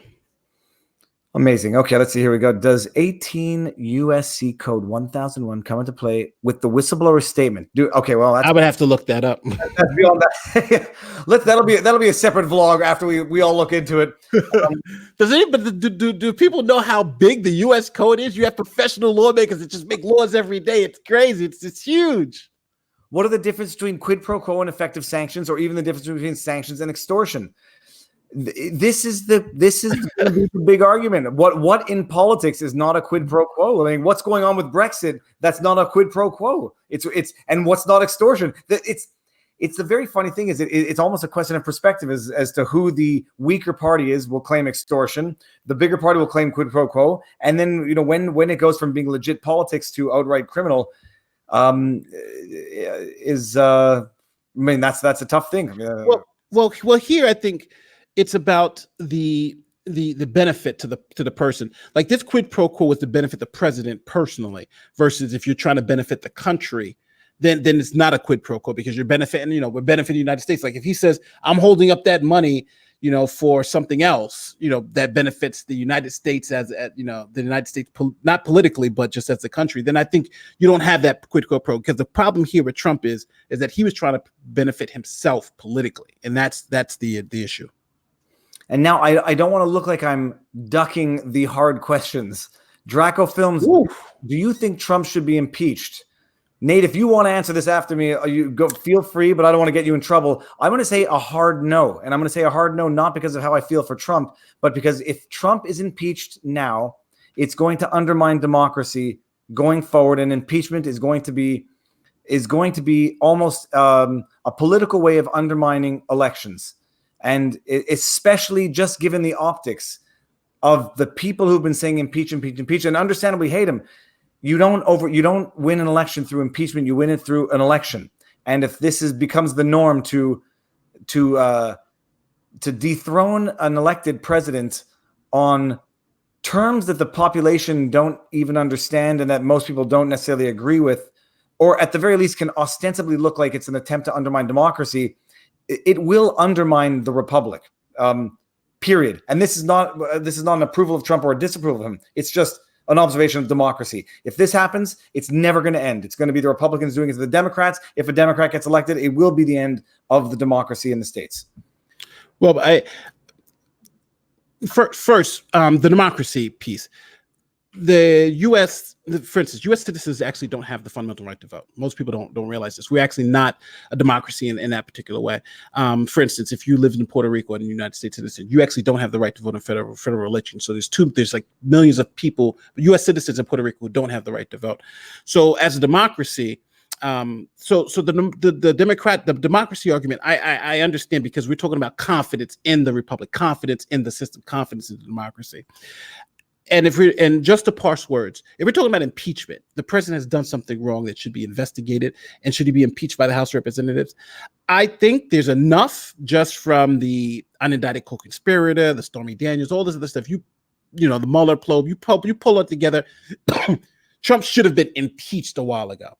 But now it seems like, and now I think we've gotten to a point where the Democrats seem to be looking for something to impeach every day.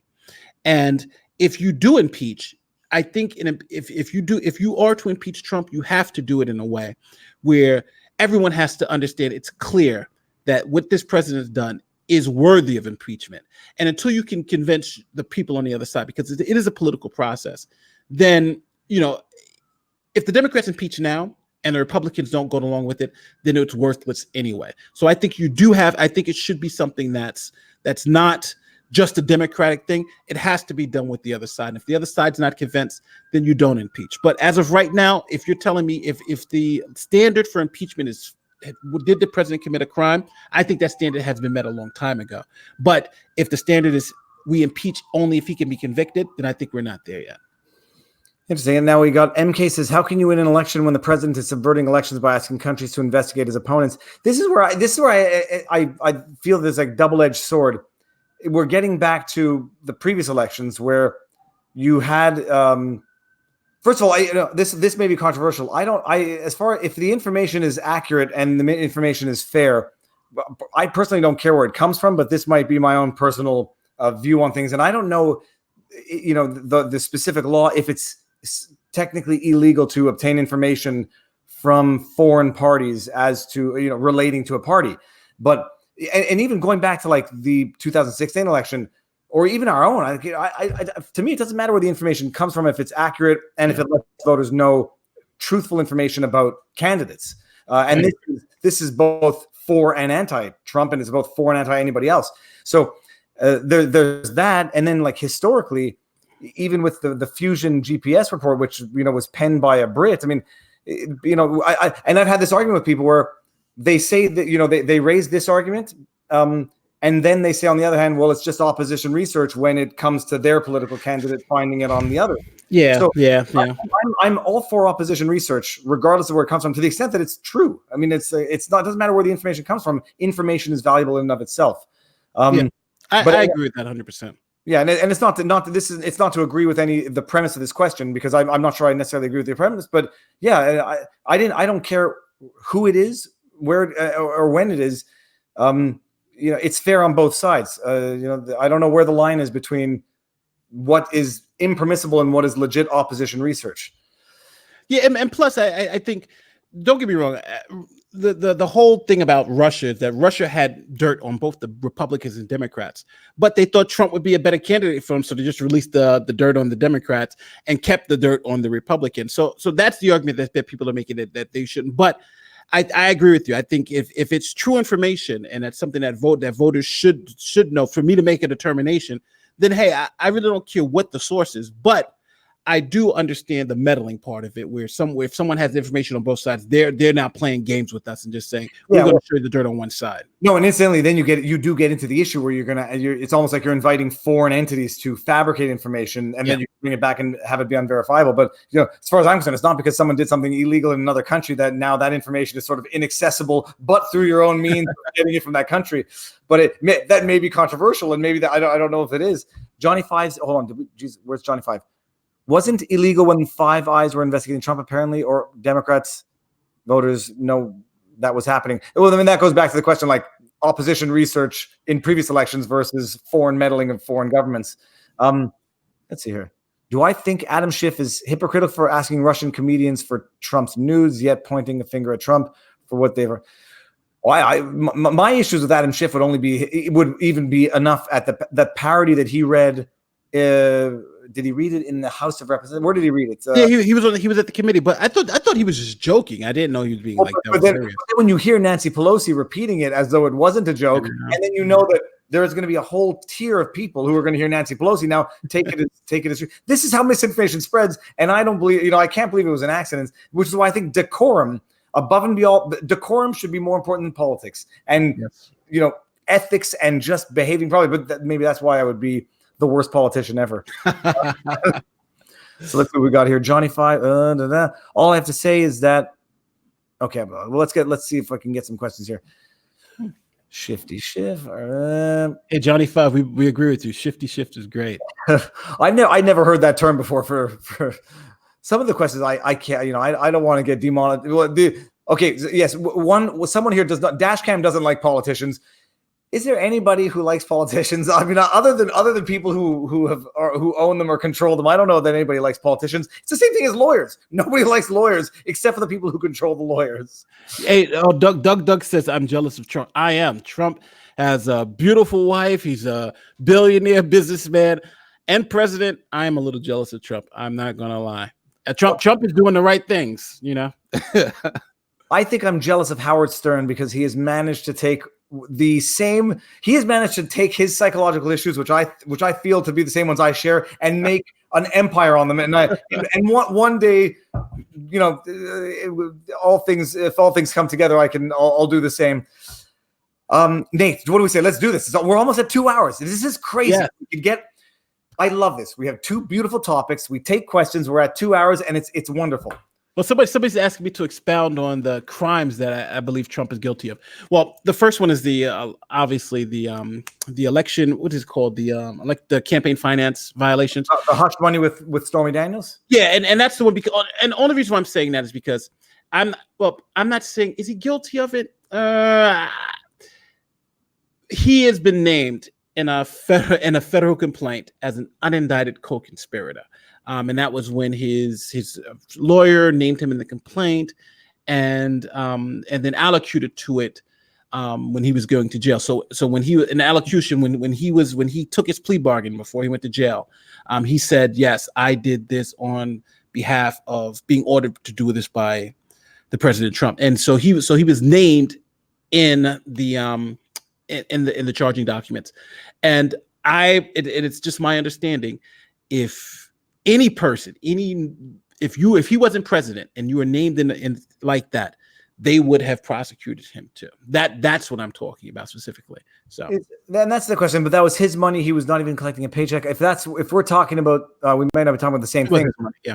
But the hush money. I mean, that's the interesting thing where it goes back to the qualification of an act that we can probably admit the act and then just disagree on the legal qualification of it, and that becomes we call it not the impeachable offense, but rather the discussion for impeachment. Yes. If he settled any payment is any settlement payment is hush money to some extent. And of course, yeah. I know if nobody is going to make the argument here, I'll make it not myself.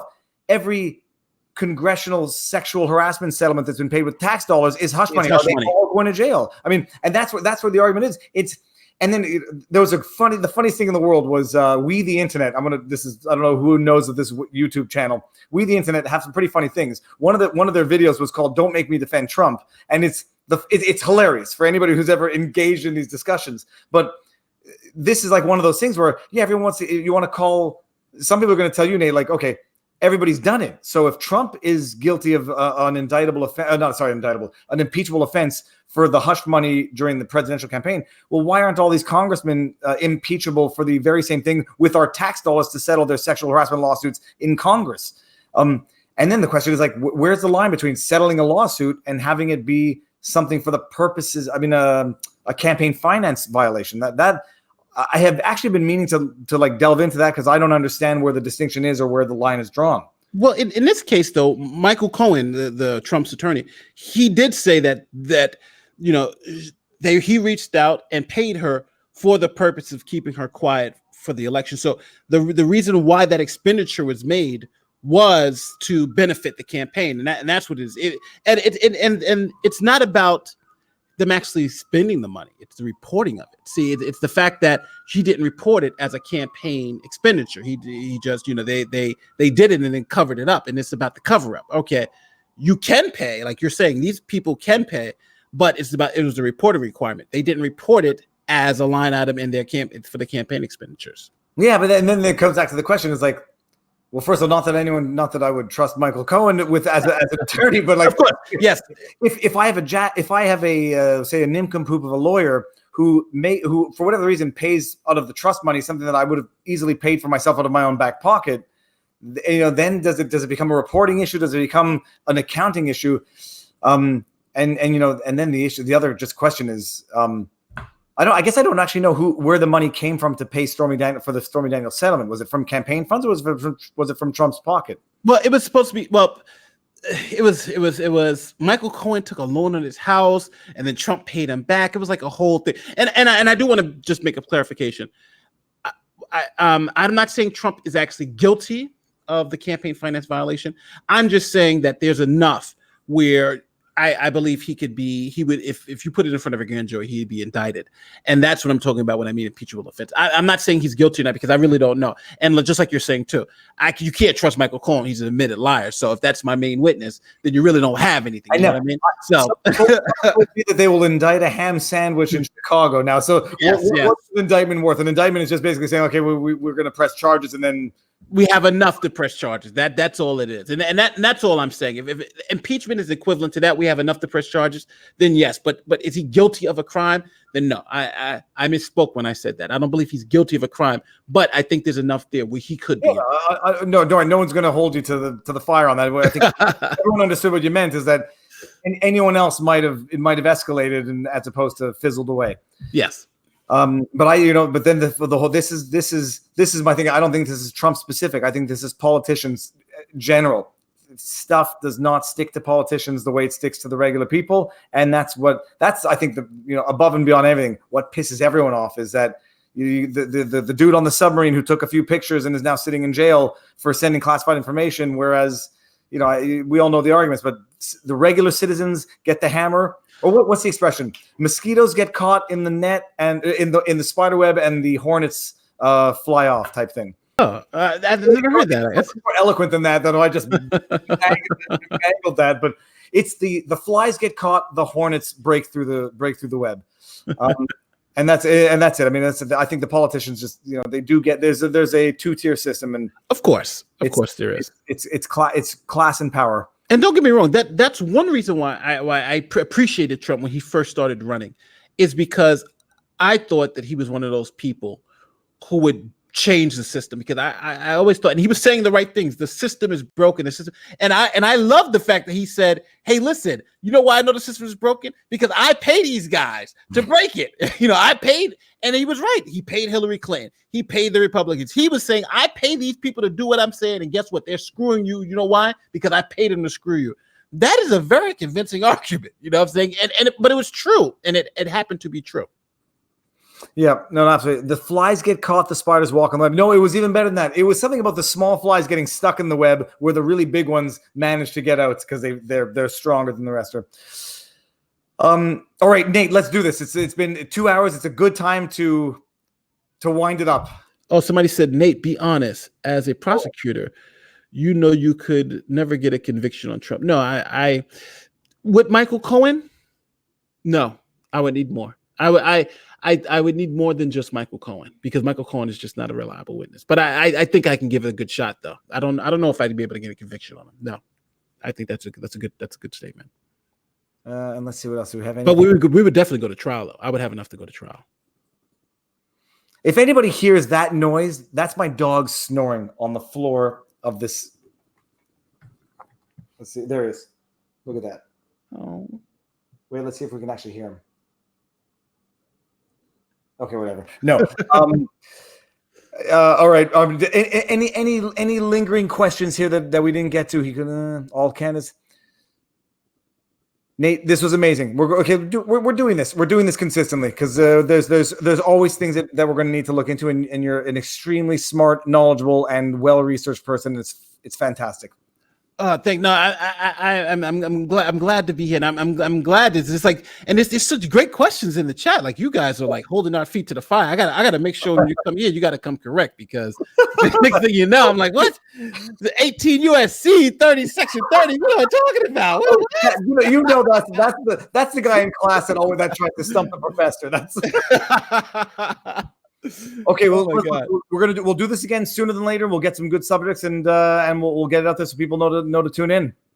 Yeah, I know. I see a lot of people that Nate rethink Trump. Hey, listen, I'm not a Trump fan. You know what I'm saying? I just have, like, it's funny because I vote Republican and I vote Democrat. It really depends on, like, the guy we have here, de Blasio. I would never vote for that guy. It's just he's a lefty, mad, crazy lunatic that I hope gets kicked out of office one day. But so my political leanings are really, really erratic. And and with Trump, it's just not for me. Even though I don't think he should be kicked. I think Viva's points are well. I do not think. I think impeachment is the wrong way to go. I would rather Trump be beat at the ballot box than be beat in impeachment. I think impeachment is a cheap way out. But this seems like the way the Democrats want to go. Impeachment maybe rally up the base, but I do think if he's impeached, people will lose faith in the system. I do agree with that. The real question is, it rallies the base, does it push the undecideds? From what I can see from the comment sections on my channel, which I think is a pretty good sample, it may rally the base, but the people who are in the middle are getting pushed. They're not even getting pushed. They're staying in the same place, but the left is drifting. The base is drifting further away from them. And it's, impeachment is not the answer to the ordinary process. It's not the answer with Kavanaugh. It's not the answer with the president. It's not the answer with attorney generals. You don't just impeach the people who are there. At some point, people have to work, the government has to work together, but elections have consequences. If you want it, like I was telling you, like after Hillary Clinton lost, and everybody's all sad, and I'm like, elections have consequences. If when our guy wins and we're happy, and if their guy wins, you got to be happy too, because elections have consequences, and Kavanaugh is one of those consequences. Now that he's on the Supreme Court, this trying picking up things from 30 years ago, and he should be this is ridiculous. The guy is there, and it's not like they did it by hook or by crook. They won at the ballot box. And if we want to win, or if somebody else wants to win, you win at the ballot box. All these impeachment of now we get ridiculous. You know what I mean? Now we honestly get ridiculous. It's the new normal. Anyhow, hopefully it goes back to the old normal, or to a new, better normal sooner than later. Well, we'll see, because impeachment, overturning an election is a huge thing, and I think right now we're taking it too lightly. It's a real mess. I mean, we've lived through it. It started off as fantasy rhetoric, and now it's become mainstream discourse. It is from being in Canada. It is amazing to watch the evolution, because there has been an evolution that I've had the fortune of, or the misfortune, whatever, that I've lived through. I've seen it, and it's amazing what 4 years can actually do. Wow. Yeah. All right. Okay, dudes, people, everyone, enjoy. Peace out. We're going to do another one sooner than later. Nate, thank you. Stick around. We're going to talk once we end this broadcast, but that is it. Everyone, thank you very much for tuning in, and sooner than later. Peace. Take care, guys. All right.